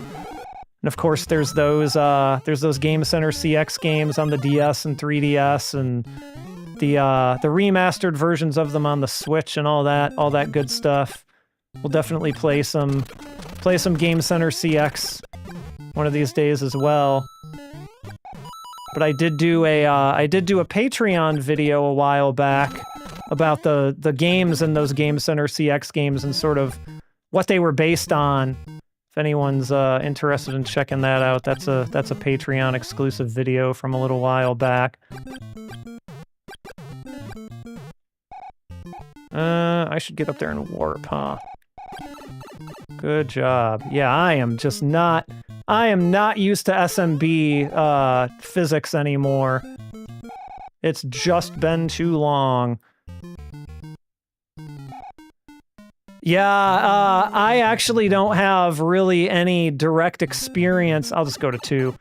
I have a copy of 3, and 3 was not included on that Switch collection.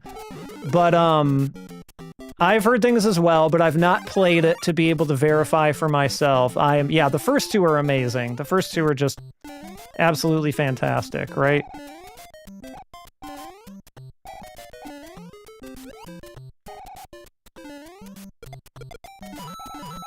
Yeah, I couldn't remember if there was a thing at the end there. Oh boy. Okay. I probably went by the power-up. Yes, I did.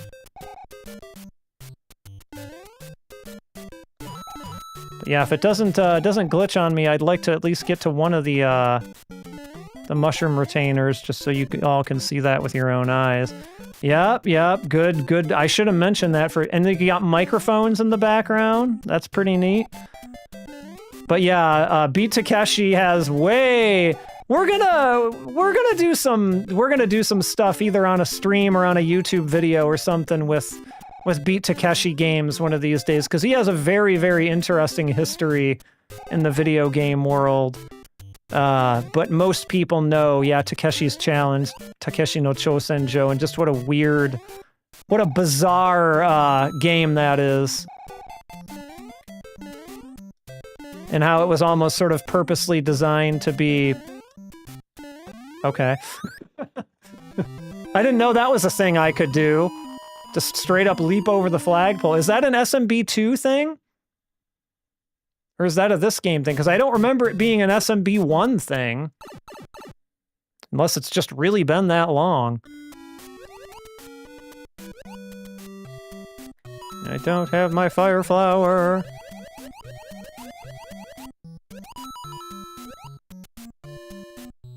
Yeah, that Tamori game has some real interesting stuff. It is a mini game collection through and through.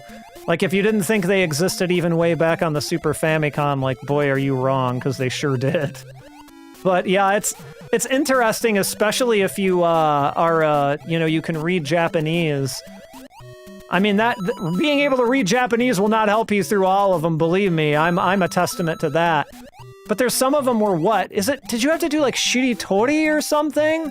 I believe with cards, and so like shiritori for those, like how would you describe it for those who don't know, is like you say a word and then you have to take the last syllable of the word and you have to come up with another word that ends in that syllable, and you have to keep it going, and so you can't pick because there's no words that start with and there's a couple other parts of the syllabic alphabet that works for too as well.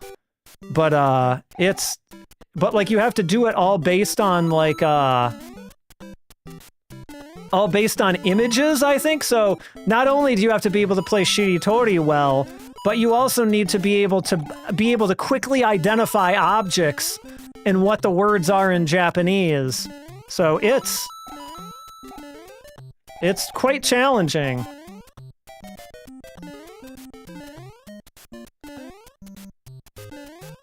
I'm just not getting enough of a run on those jumps. Shiritori segments in Wagyon Land has shiritori segments? Oof. That is that's a stopper. Like you're just kind of guessing at them otherwise, right? Like I don't know what your Red Spectre, what your Japanese level is, but yeah, in the event that you really don't know any, it would be quite disheartening. Yeah, like I said, I'm not the world's fastest reader, I wouldn't say, but I'm not bad. And I have a lot of trouble with those shiritori segments in Tamori's Super Famicom game there. Well, that'll be maybe another good one for a stream one day. We can cheese Bowser. Well, you know what, whatever. We're just going to use our invincibility and do it. Yeah, that's the Nippon broadcasting symbol there instead of the axe. And here we get one of the members of Tunnels as the mushroom retainer.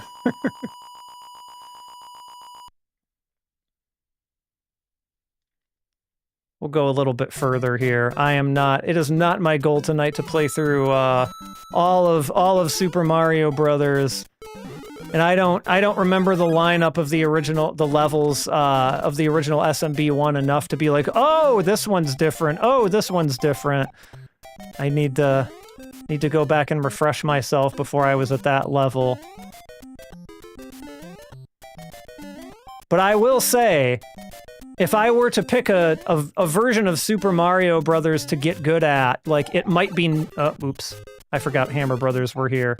It might be neat to pick the All Night Nippon one just because of the novelty of it, right? Very limited, but you played through Tengai Makyo Zuria. Was able to read a full text box here and there. I remember those days. It's a good feeling, right? Like, even when your Japanese is limited and you're like, you're playing games and you're being frustrated by games and saying like, what has my study been good for and blah, blah, blah, blah, blah. And then you hit it, right? You hit that game where it's like, I can read this. And it's the most amazing feeling in the world. Like, I've never forgotten that. Can I'm not good enough at setting that up. Super Mario Brothers experts can laugh at me, but I'm not good enough at setting that up. But yeah, it was like that for me for song lyrics too, game song lyrics. I just pick at them with dictionaries for so long, and finally when I just started being able to look at things and recognize them, it was a red letter day. I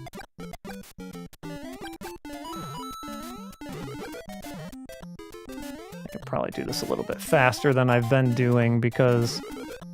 Oh, yeah, we got the same symbol as the star there. The only reason I'm taking it somewhat slow is because I don't have these jumps burned into my brain, so I can't be like, oh god, I gotta jump here, you know, before the jump even appears like anywhere on the screen or anything like that.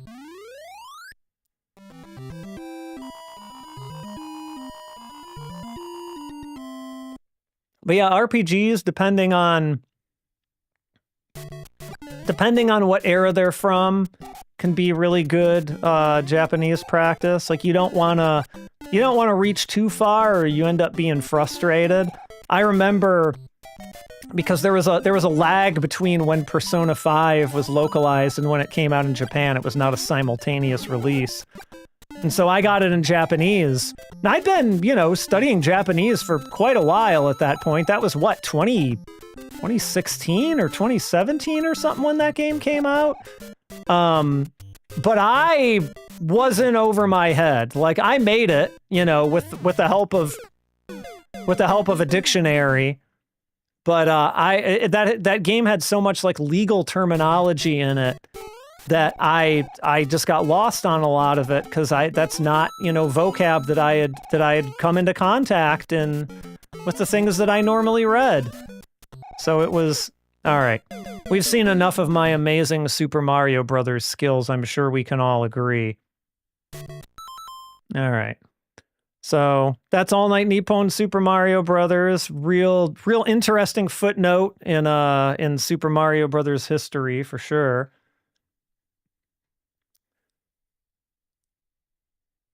You bought 2 used Romancing Saga. Yeah, I mean that's the Super Famicom games do definitely get into having a little bit more kanji, right? Like Famicom, I don't want to say you never got kanji on a Famicom, but it was very unlikely. Maybe some of the later games did it, but you typically only saw hiragana and katakana, which is its own nightmare, right? So like when I was an early Japanese reader, I think most people was like, oh, because there's not many hiragana and katakana characters to learn, right? Like if you're motivated enough, you can teach yourself that in a weekend. Like it's not that hard. Kanji is a different story. There's a lot more of those and they're a lot more complicated. But I thought, oh wow, like wouldn't it be great if everything was just hiragana and katakana? Like how easy it would be to read.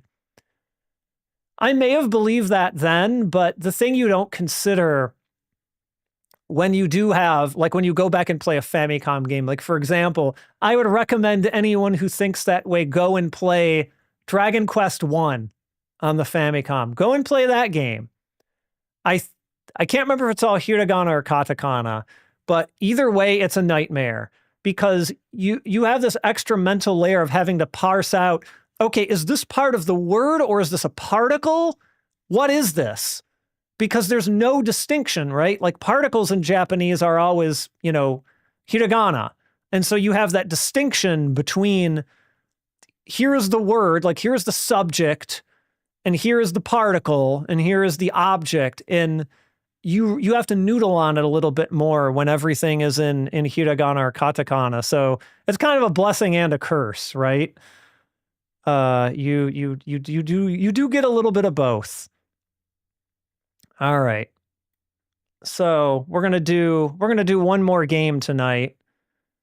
I'm gonna try and not run too late. So we're not gonna leave the Famicom era tonight, but we will be leaving it next Thursday. So we're gonna go back to our slideshow. And we're not going to look at you again, Yoko Ishino. Your time is over. Our next game, once I get to it, I didn't get a screenshot of the box that I meant to. This is Seikimatsu, Akuma no Gyakushu. So I don't know if anyone here knows this game, but it's famous for some reasons that we'll see in a moment. Before we talk about the game, though, we have to talk about who Seikimatsu is. And for that, with that, I have something else prepared, if you will give me a moment. I'm definitely going to have to adjust the sound on this. Starlight Midori Land, you're not wrong. You're not wrong. I don't think they sound anything like Kiss. I will take Seikimatsu over Kiss any day of the week, and I stand by that. All right, one moment. We've got a video here, but I think I'll have to turn the volume way down on this one because this is quite a bit louder than anything else we've had on the stream here. So, and plus, again, I'm showing. Oh, Elven Shadow. We have one of the only other Seikimatsu fans here that I know who can absolutely back me up on this. That this is not Japanese Kiss, not at all. Thanks for coming. I'm glad you showed up for this one in particular. We're gonna retool this a little bit here. This is not vintage Seikimatsu, and I did pick they're probably their most well-known song to show off here. This is just to kind of play in the background while we talk about them. This is probably their most well-known song, Roningyo no Yakata, which I think they localize as House of Wax. But it's like, if you were to translate it literally, it's like the mansion of wax dolls. So the House of Wax is a pretty decent translation, I feel like. Let me switch to stream mix to make sure this isn't too loud. Because I am also trying to duck copyright here, since it's going to play a Seikimatsu song. And so we've got the Demon Kaka jump scare there. Yeah, okay, this is a pretty good volume, I think, for being able to not trigger on anything terrible on YouTube, maybe, hopefully, not to mention I'm talking over it as well. But Seikimatsu, I mean, I would describe them as a heavy metal band primarily, though Elven Shadow can probably also agree that they've sort of dipped in and out of that over the years, right? Like, they've had whole albums where they didn't really do much that was heavy metal at all, I would say. So they've come and gone out of different styles, but though I feel like they end up coming back to heavy metal in the end all the time, right? And I mean, I don't. It's always dangerous to say anyone is the first of anything. So they probably weren't Japan's first heavy metal band, I'm sure, but they were definitely one of the first. I feel like most people would consider them to be one of the first. And they're primarily metal, but experiment and have influence for a lot of styles. That's a good way of putting it. One of my favorite albums of theirs is actually, what is it? Is it Plonk? I might be getting the name wrong, but it's the one where they have like the British Guard or whatever, like boop going like that. And there's like barely any heavy metal on that album at all. But they're still great songwriters, and it kind of shows through there. But their whole shtick is that they are a group of demons that have been sent here to conquer the world at the end of the century. The end of the century being, at this point, 1999 going into 2000, right? They're led by Daemon Kaka, their front man here, or His Excellency Demon, if you prefer. He's also gone by Demon Kogure at various points. Yeah, so that's a perfectly valid way of calling him too. Ponk, yes, I was close. Your least favorite overall? Yeah, if you're in it for the metal, there's not a lot there for you. And I mean, I found them because of metal, obviously. Like, my favorite stuff of theirs is still the metal songs, the classics that everyone likes. But I really liked some stuff on Ponk. And Demon has done his own solo stuff as well that is, dipped in and out of heavy metal too. We'll cut back to the other part of the stream here while we finish up our explanation before we go into the game.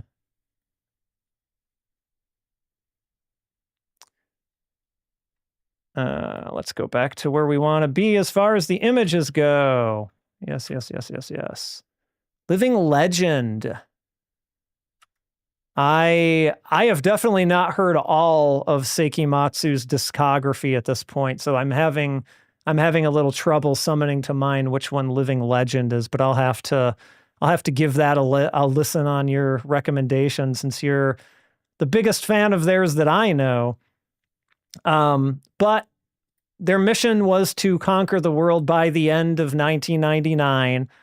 And to the group's credit, they did initially break up in 1999, citing that they achieved their goal. They conquered the world. They did it. And I mean, really, what of us can prove them wrong, right? Can any of us really say that Seikimatsu did not conquer the world at the end of 1999?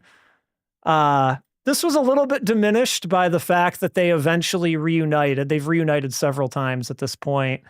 And so that kind of, did something to their story. But at that point, I think it was like, okay, the gimmick, ha ha ha. Now we just want to hear, more Seikimatsu music again. So it's all good. They seem to come back every once in a while to do, tour, release some new songs, kind of go back into hibernation for a while. But Demon himself has become a little bit of a public figure in the years since Seikimatsu, even though he got his start in the music world, but he's been commentating sumo actually for a long time now. And he even appeared as an in-game selectable commentator in Street Fighter 6. So you can hear him do his Seikimatsu voice in Street Fighter 6 if you want to. Starlight Midori Land is positing if Duran Gray got a game. Duran Gray, that I am aware of, did not get a game.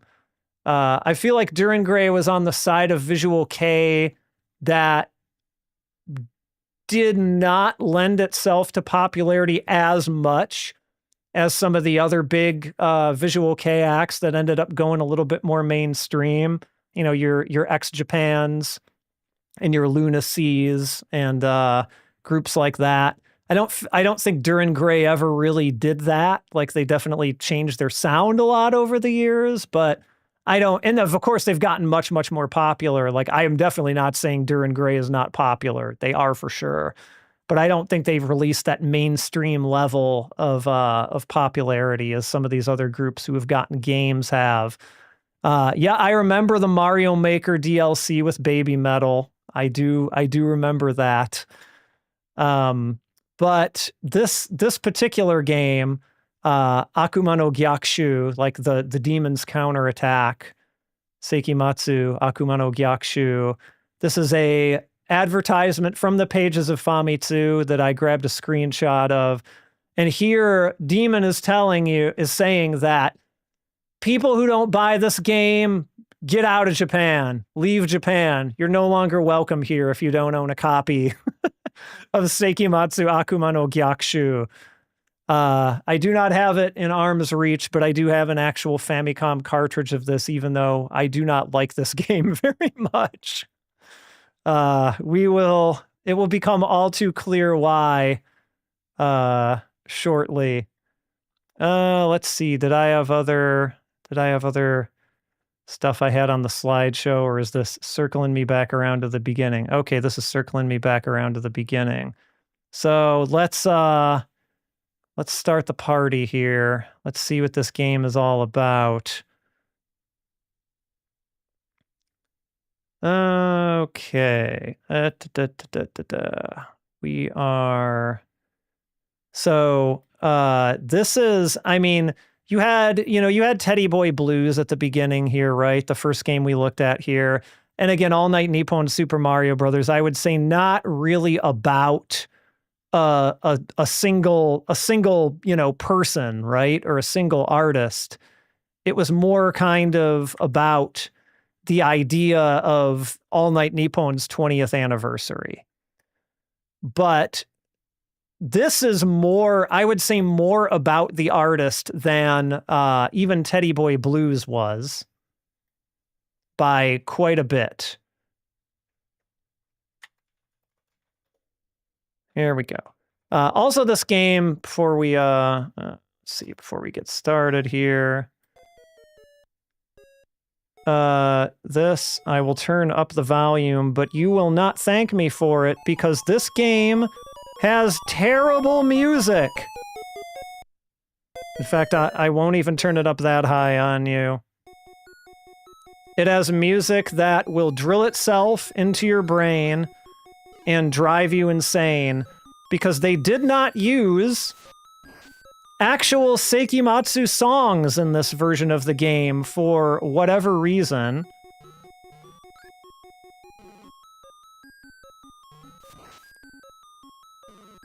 And a later version would come to the MSX2 computer. I think a little bit after this, it came to the MSX2. And that, I have not played that version. We're not going to play it here tonight, but maybe sometime. Is by all accounts better looking graphically, better sounding because they actually, you know, did chiptune version of actual Seikimatsu songs. But and maybe is better in gameplay, but like God, the gameplay in this can go nowhere but up. So what we're looking at here is Demon working his way through a series of levels to rescue all of his bandmates who have been captured by Zeus. Yes, that Zeus. Who is the eventual final boss of the game. I will not reach this final boss legitimately because I am terrible at this game. And yes, you got all the band members here have their own unique sprites on display. Which is one of the neatest parts of this game. Like, I like the sprite work, especially for when this came out. Oh, I gotta change the game here. Boom. And boom. This also came out in 1986, by the way, so we're right in All Night Nippon Super Mario Brothers territory here. This is a CBS Sony published game. But this was not a Famicom disk system. This was a regular old Famicom cartridge. So let's get into it. You will not see skilled play from me in any way, shape, or form in this. The jump in this is one of the jankiest things ever. You're kind of going around and he's got sort of a hop forward. You can kind of go and hop him forward. You've got a weapon that doesn't even really kill enemies so much as it knocks them away. And the jump physics are they're really pretty miserable in this game, to be honest. It's hard to convey, but like you've got this very like vertical jump that you have to like do the jump and then adjust it in air. And you've got these enemies like constantly coming down at you. And you've got my least favorite thing, one of my least favorite things in a video game, which is a constantly ticking down health meter. If you look at that health meter, it is just ticking away. And I am collecting things to replenish it. And of course it goes down faster when I get hit by these enemies, which I can't actually kill either. So like this game is sort of poison to me to begin with. Well, I guess I can kill those enemies, but only some of them can I actually stop. Another fact, Damon Kogure was the announcer in the Jap. Yes, I forgot to mention he was in DJ Boy too. We'll definitely be playing DJ Boy here at some point. And you've got these paths that open up into other parts of the levels, and your goal is you're kind of clearing out all the levels to eventually find the key to rescue your buddies. You will not see me rescue any of them. There is a Japanese streamer named Pico Pico who is actually, like, really learned how to play this game, and I think she has like a PB, she has like a speed run for it, which I will never have. I'm not gonna lie to you. I just do not. We'll have to see how the MSX2 version of this game is by comparison, but I think this is like way too miserable to play to be able to put any sort of real time into being good at that or good at it. I don't know if anybody, maybe Elven Shadow has a favorite Seikimatsu song that they can drop in here. We got a favorite album, but I'm curious what favorite song might be. Okay, I guess I gotta go around under here with this. I do like Demon's animations here too. I think those are pretty neat. 1999, that's a good one. That one I definitely know. 1999 Secret Object is amazing. And so this has a store. We got a store at play here. And so you can buy more health. Can you do the Demon Kogure shouts, like the heavy metal shouts? Like, I gotta karaoke with you sometime in Japan if you can. I try to, but I feel like I can't do it to his. You can try. All right, fair enough. Yeah, karaoke. It's it's a little more forgiving depending on who you're there with, right? So we've got the idea is we're supposed to buy the secret weapon. Well, it's not a secret really. It's the special weapon to power up Demon's weapons in each level. Each shop has a secret one. But then we also have to buy the musical instruments that are in each level to be able to get the best ending and to be able to save everyone. So right now, I only have 15 monies, and so I could buy more health if I wanted to. I don't really want to do that. I really want this dagger, but it looks like I gotta kill some more guys before I'm able to do that. So we're gonna have to come back to the shop another time, I think. Revisit the old eyeball. But yeah, the physics are just, they're really something else. And it just feels like these enemies are like constantly coming down on you. They're just real hard to control. I'm sure there's a method to this. I'm sure I'm just not playing it well. But I would challenge whether a game like this is worth even learning to play well. And I'll show off there later. There's a stage select. There are other songs that are not this horribly repetitive one here, but are also horribly repetitive in their own way, unfortunately. I think I might have enough money at this point to hit up the shop, but let's just see. Yes. Okay, he can't quite make it all the way up there from down there. Okay. And just remembering that you have... I mean, look at these guys. They're being trolls. Oh, for God's sake. Yeah, okay, I want to let you pass, I know. Let's go in here, and so now we've only got 18, for God's sake. Okay. See if we can find some more money bags anywhere. And there's some items that are, like, hidden. So, like, they're hidden, and you have to hit... So really, like...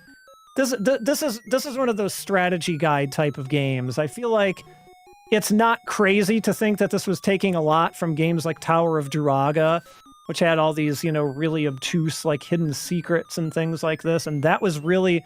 I am trying my best to get that stupid piece of fruit, but it is just not happening for me. They're not letting me do it. They are gatekeeping the fruit, is what they are doing.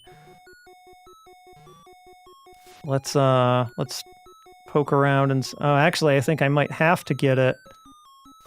But also I have the money over here as well, so I can power up my weapon a little bit more. A much worse Legacy of the Wizard? Yeah, I would take Legacy of the Wizard over this any day. It's a real shame that Seikimatsu got stuck with this stinker of a game. And honestly, I mean, the only reason for that is probably because, they had a game made about them in 1986, right? Not that there weren't much better... Oh, God damn it.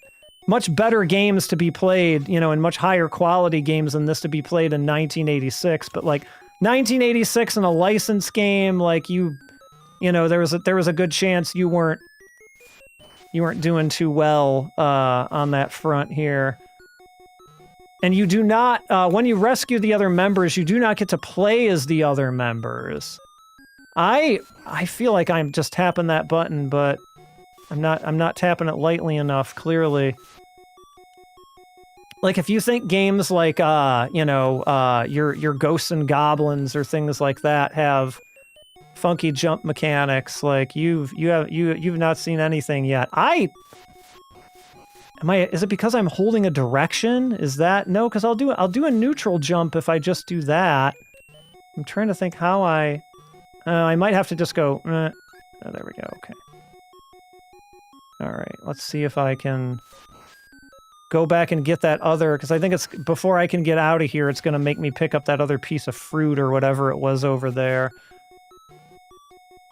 But yeah, I would not recommend this game to anyone, but I will say if you want to see it played skillfully, you can check out Pico Pico, who is another Twitch streamer. Let's see if we have enough for our... Okay, so I have just enough to buy ourselves a dagger. Which, did I get it? No, I did not get it. Hold on. I think I was supposed to hit the other button. It was not being particularly clear what button I was supposed to hit there. There we go. Okay. Alright, so now Demon's got a dagger. Takes a few less hits to kill some of these enemies, though I think they were all already dying in one hit anyway. Alright, how in the world am I gonna get this stupid piece of fruit? Not like that. And the guy's moving back and forth, as you probably could tell. You can't clear them. You can only stun them. No, come on. Okay, thank God. Alright. Is there... What am I missing? I must have missed something since the doors did not open up. But what? Okay, the one back here opened up, but just not that one. Alright. So I think this takes me back to a screen that I already came from, and so now it's basically like... You gotta have a route, you know? So they probably made a strategy guide for this game that showed, you know, okay, this connects here, this connects there. But I don't think this game did extraordinarily well or anything like that. So I don't know how many copies of such a strategy guide they would have even sold. So we're back to 1-1, and now what we can do is just kind of go down some of these other paths, and we're collecting all the things. Yay! Collecting all the things.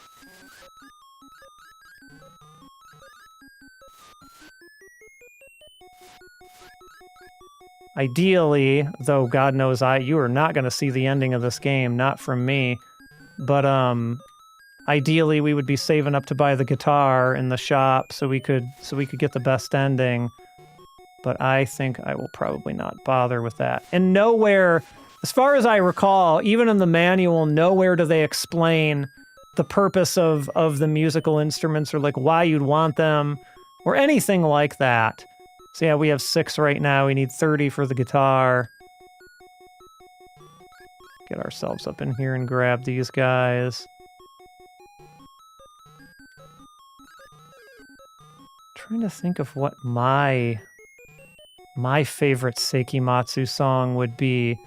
1999 Secret Object is pretty good. It's pretty up there. Mine...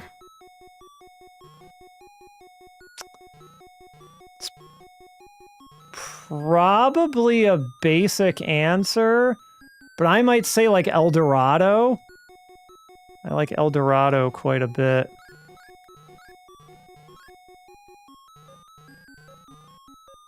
That might reveal I am not a fan with a lot of in-depth knowledge of them necessarily. Though I guess I knew Ponk, so that's something to my credit at least.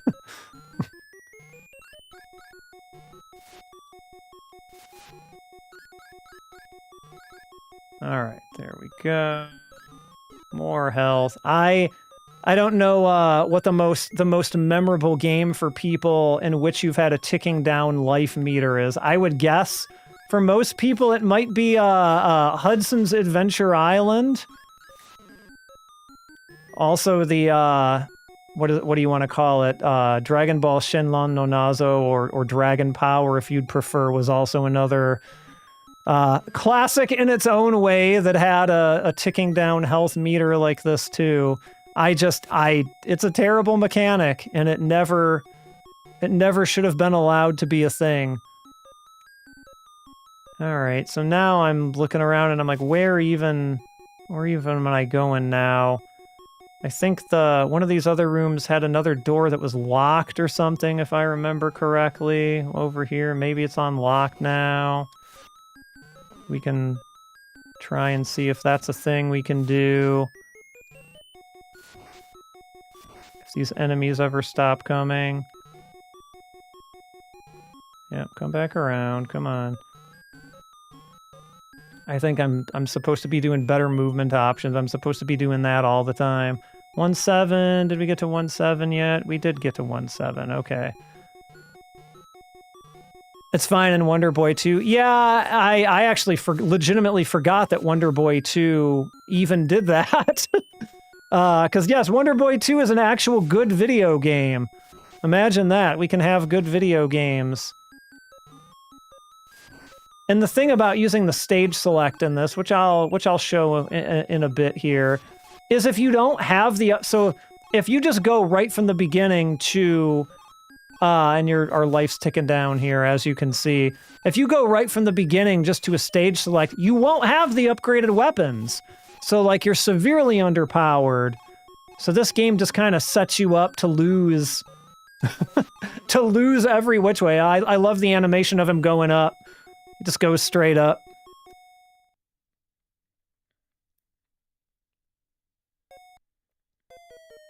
All right, let's do the stage select here real quick.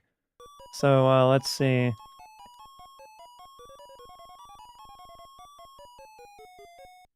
Yeah, okay, so now we got stage select. You can see at the bottom here. How do I toggle it though? Is it select? Okay, it's A. So we can go all the way to the last level here. And fight Zeus! Here's Zeus! We've got a shit weapon, so we're not going to be able to do anything to him necessarily. And, you know, again, see previous comments about movement, which makes this fight quite hard.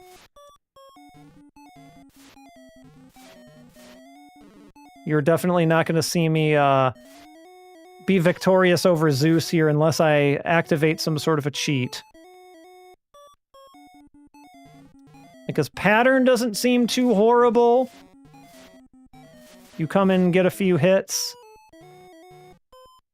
But given that I have sort of a crap weapon, and it doesn't look like you can actually get onto his pedestal, like the platform that he himself is actually on. I think I just tried to do that jump, and yeah, this is the closest it'll let you get. So I guess if you're a little bit better at movement than I was, you'd kind of bait him back and forth like this, and then get out of his way when he starts to throw the weapons back around here.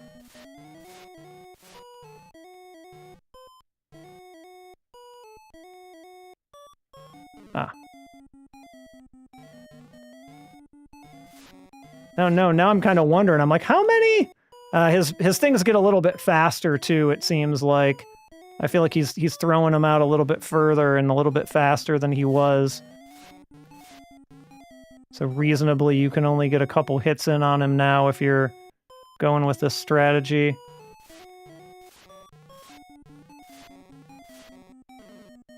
So I'm still kind of taking hits there when I get too greedy. See if I can't do it, though.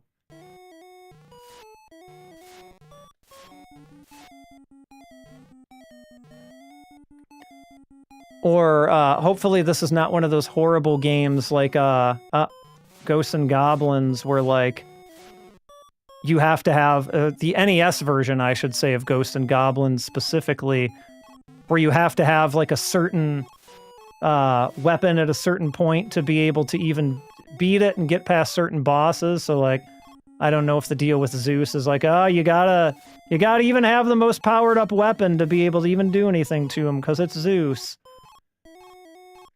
He's just He's just at that level. There we go. But we can go to different levels from there, too. It kept me in stage select. That's very nice of it. Okay, B goes down. And so, like, if you go, for example, to the second to last level, you've got, you know, your settings change a little bit. But, I mean, look at how many hits it takes me to kill these guys, right? Because I do not have the most powered-up weapon. Also, this is a weird, like, this... The way they sort of made these graphics look dingy-looking makes them look a little bit strange. But we do at least get another different song, if nothing else. And so I guess, okay, theoretically, I guess if I was able to collect enough money, even in this far stage, I might be able to work my way up in the weapons eventually. Like, maybe that's possible, but I really don't think it's tuned that way. And I don't think it was meant for you to be able to even do it that way. Priest. We got little priests.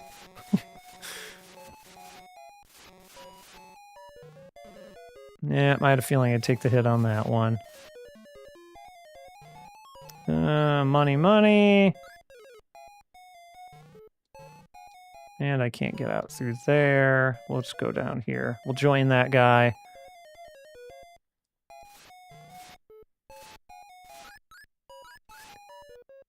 But yeah, I think when I was doing video capture for this for the book, I think even though it's a book, it's not a it's not a video-based medium or anything like that. But I thought, oh, it would be cool if I got like actual, more skillful gameplay footage and whatnot. But and so I actually looked up like playthroughs of this and thought, oh, how difficult would it be to get good at this? And it seems like the answer was difficult and not worth the time it would take. So I quickly abandoned that, though I did get some screenshots from different levels using the level select. Just like I did here. But who knows? I don't know. I do like old janky games on principle, but there's a certain level of jank on this one that isn't my kind of jank, if that makes sense.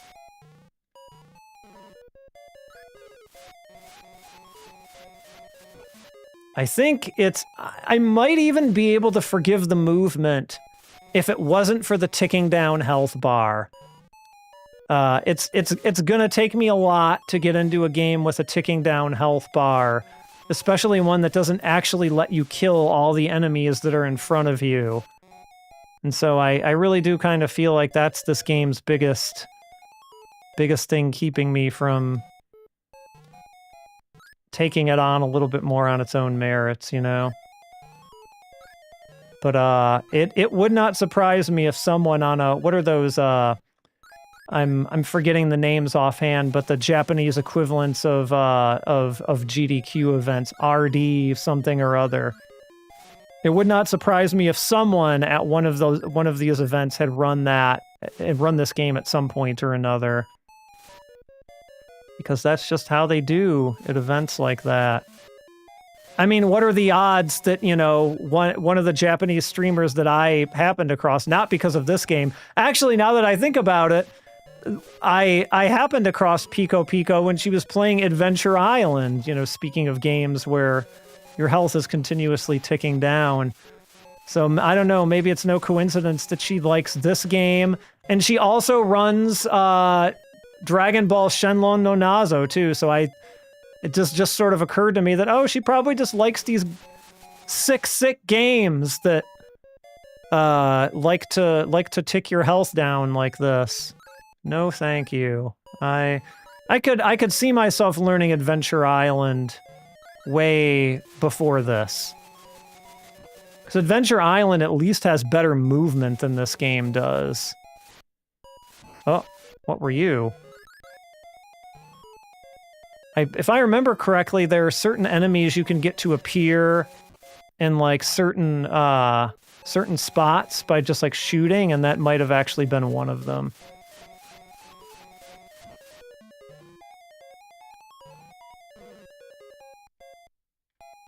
But yeah, just the platforming gymnastics that they make you do without really having a gameplay system put in place to support it is not great.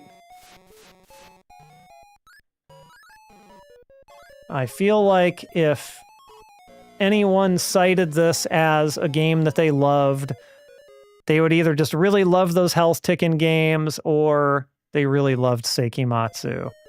And there's really no other reason for that.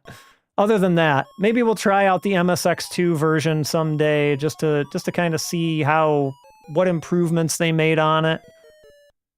But for now,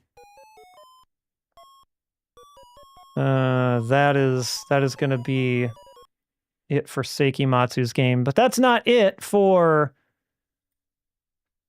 anything surrounding the game. We actually have a Famitsu review that we're going to take a quick look at so we can look at the scores and see what some of the things they had to say about it were back in 1986. We need our PDFs. We're not looking at All Night Nippon Super Mario Brothers anymore. We are looking at what issue of Famitsu is this? This is number 15, which was January 9th.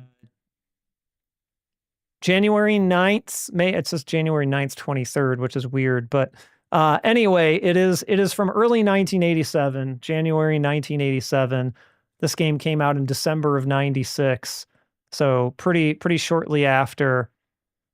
And we've got a pretty typical panel of reviewers here from the time. You've got Tofuya Famibo, you've got Mizuno Tensho, you've got Morishita Mariko, and you've got Gascon Kanaya. You didn't have Taco X yet. The famous Taco X has not yet made his Famitsu appearance because this is still pretty early in the magazine's life cycle. But we're not just reviewing Seikimatsu in this game. We'll get to that. We'll just take a quick look at some of the other things that came out recently that they're reviewing. We've got Tatakai no Banka, aka Trojan, the NES Famicom version, which we were talking on one of the other streams about how much more manageable the NES version of Trojan is than the very, very difficult, honestly, arcade version. And they gave that a 6, 7, 8, and 7. We've got the Famicom port of Crazy Climber, which they gave a 5, 8, 7, and a 5. You've got Hinotori, which I can't remember if that was localized as anything as Phoenix or anything like that. 6, 6, 8, 6. And yes, you are correct. EGM Sushi X was definitely an homage to Taco X, because this is, if anyone who has ever read an issue of EGM before, you will know this format, or at least classic EGM, I guess I should say. They very much just kind of aped it straight from the pages of Famitsu pretty shamelessly, because back then, like how, you didn't have the internet, you didn't have people scanning magazines in, and that sort of knowledge was just not as well distributed. So they really were able to get away with it in a way that they would not necessarily be able to get away with it today. Seikimatsu got a 4, 5, 7, and 5. We'll come back to some of the things they say in just a minute here. But we've also got Parutena no Kagami, aka Kid Icarus, 7, 6, 8, and 6, which I think is probably the best scoring. 7, 6, 8, and no, maybe Trojan is a point above it, because that's 6, 7, 8, 7. This is 6, 7, 8, 6, so it's literally like 1 point below. Yeah, Sushi X definitely based on Taco X for sure. And they only, since this is back at the beginning of the magazine, they only did 1-pagers for reviews. Later, as the magazine went on longer, obviously they'd get more and more pages would be dedicated to what they called the cross review section here. But back then, not as many games coming out. So, and they really were focused more tightly on the Famicom back at this point. They definitely did review stuff from other platforms too, but it's called, Famicom Tsushin, Famitsu for a reason, because they started out primarily covering the Famicom because that was the one that really had the popularity. So, all right, if we take a look here at the scores for Seikimatsu, so we did have someone who scored this as high as a 7. Was that Morishita Mariko? Yep, Morishita Mariko scored this a 7, so our highest scoring reviewer. And we've got her saying that this game is easy. I disagree with this from the start. Her first sentence is, this game is simple to control and easy to play. Fire this up in an emulator. I promise you it is not simple to control. Like, okay, I guess I can see it from the perspective of you've got a jump and a shoot button and a D-pad to move. From that perspective alone, sure, it's a simple to control game. But that jump is no good. It's just no good. So I can't get behind that. I just can't get behind that way of thinking about it. She also notes that the sprite for Daemon San Mosokuri, so like the sprite for demon is dead on. I agree with that. It's a very good representation of him. Akuma na nori raifu ga ette ikurushin. Yeah, and she's wondering why, even though they're demons, right?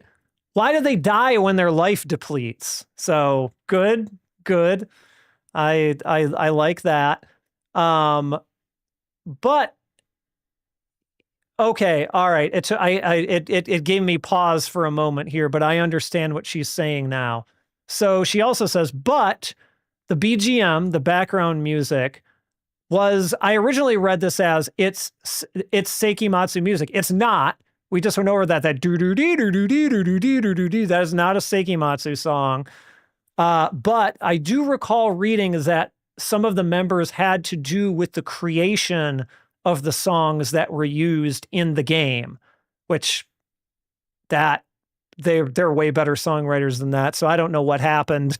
Something happened in there somewhere, but anyway, it is known information that they did in some way contribute to the music of this game. So she's saying, but the music is their compositions. And for a fan, レコードより嬉しい、レコードより嬉しいゲームだと思います。So she's saying that for a fan, that this would be a game that would, make you more happy than a record. I'm not sure if she's referring to like a Seikimatsu record or not. I'm not sure if there's some context in there that I'm missing, but I don't agree with that either. I would much rather sit down and listen to a Seikimatsu album front to back than play this game. But let's take a look at our lowest scoring reviewer. That was our lead reviewer Tofuya Famibo. Scored this a 4. Quite a far cry from a 7 on this scale anyway. And so here you've got him saying this is a character game, as is popular these days. So he's not wrong. Character kind of action platformers, pretty typical to see. And he says, in terms of content, this is like an arranged version of Mappy. And I read this when I was researching for the book, and this was the most interesting thing that I found anyone saying about this game, where he thinks about this as an arranged version of Mappy, and like it kind of makes sense, honestly. I think the reason that I do a little bit better with Mappy than I do with this is because you've got the trampolines in Mappy to signify your jump, and it's not just a free jump that you can do whatever you want. So like the weird jump in Mappy all kind of makes a little more sense to me somehow. Whereas in a game where you can just jump anywhere, it doesn't feel the same. And plus in Mappy, you weren't also attacking. You were, at least in the early Mappy games, you were just jumping off of the trampolines and avoiding the cat cops. But he also goes on to say that it doesn't have trampolines, but it really handles like Mappy, even though it just doesn't have the trampolines. And then he also mentions that the BGM is original music from Seikimatsu, who, you know, appear in the game as characters. And then at the end, he's just like, yep, well, that's it. So yeah, I would have more negative things to say about the game, but I guess they only had so many words to express themselves in here, so maybe they kept it a little bit tighter. And so just taking a brief look at some of the people who scored it a 5 here. We've got people saying things like, the game itself is not really that different from similar games before it, even though it's kind of a bold setting. So yeah, there's nothing really that sets the gameplay itself apart, essentially. And they noted that they wanted something newer, they wanted something fresher out of it. Also mentions that the demon sprite is pretty much dead on. It resembles him quite a bit. They're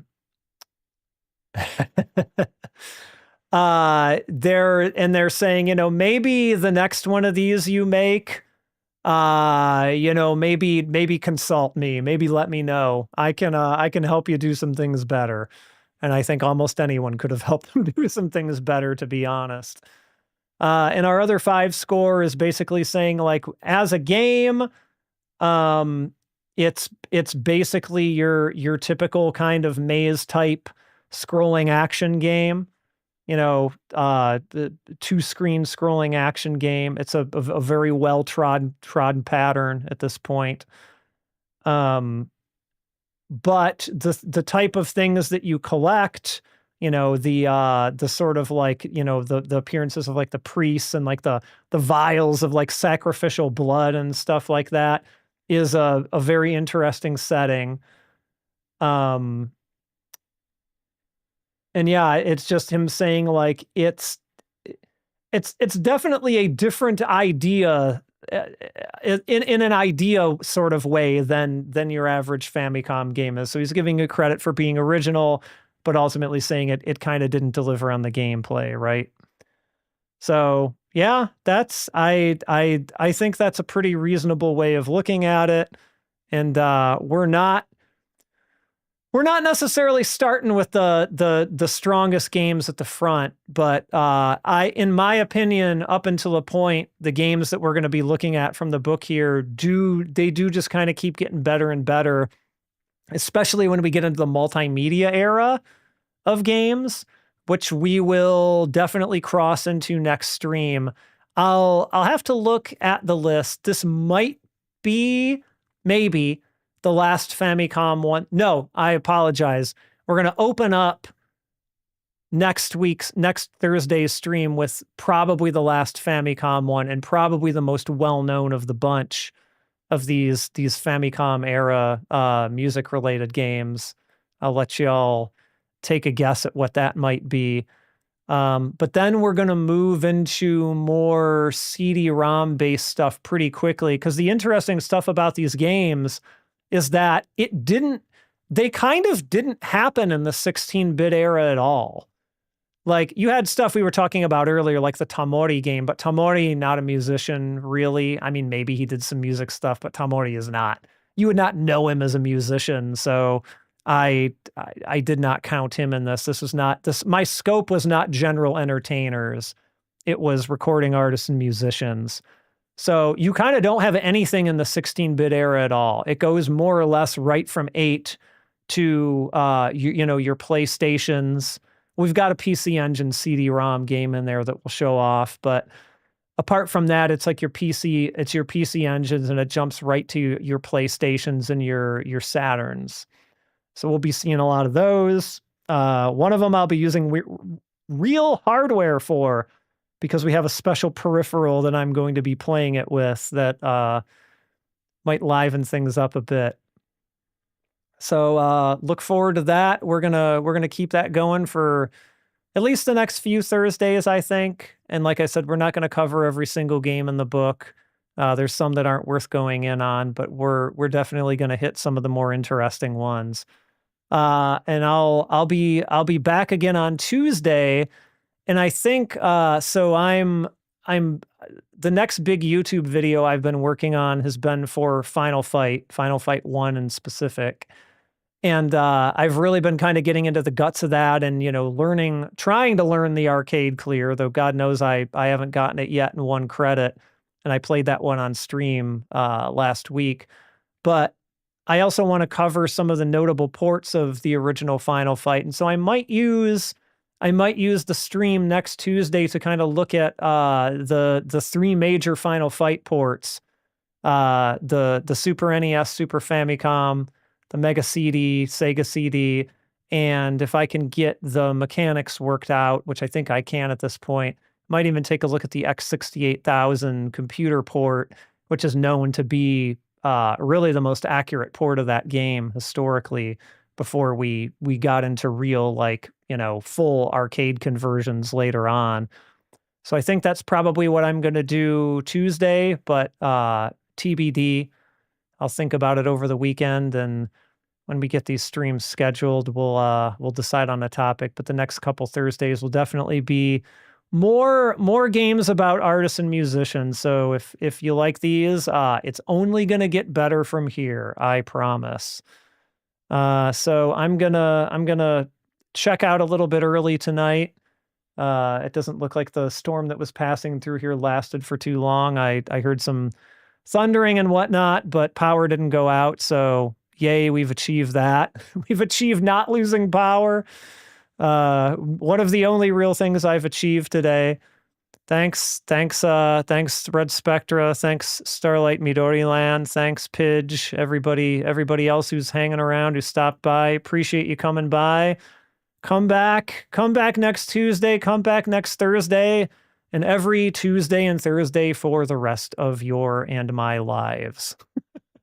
But until then, thanks for coming by, and see everybody next week.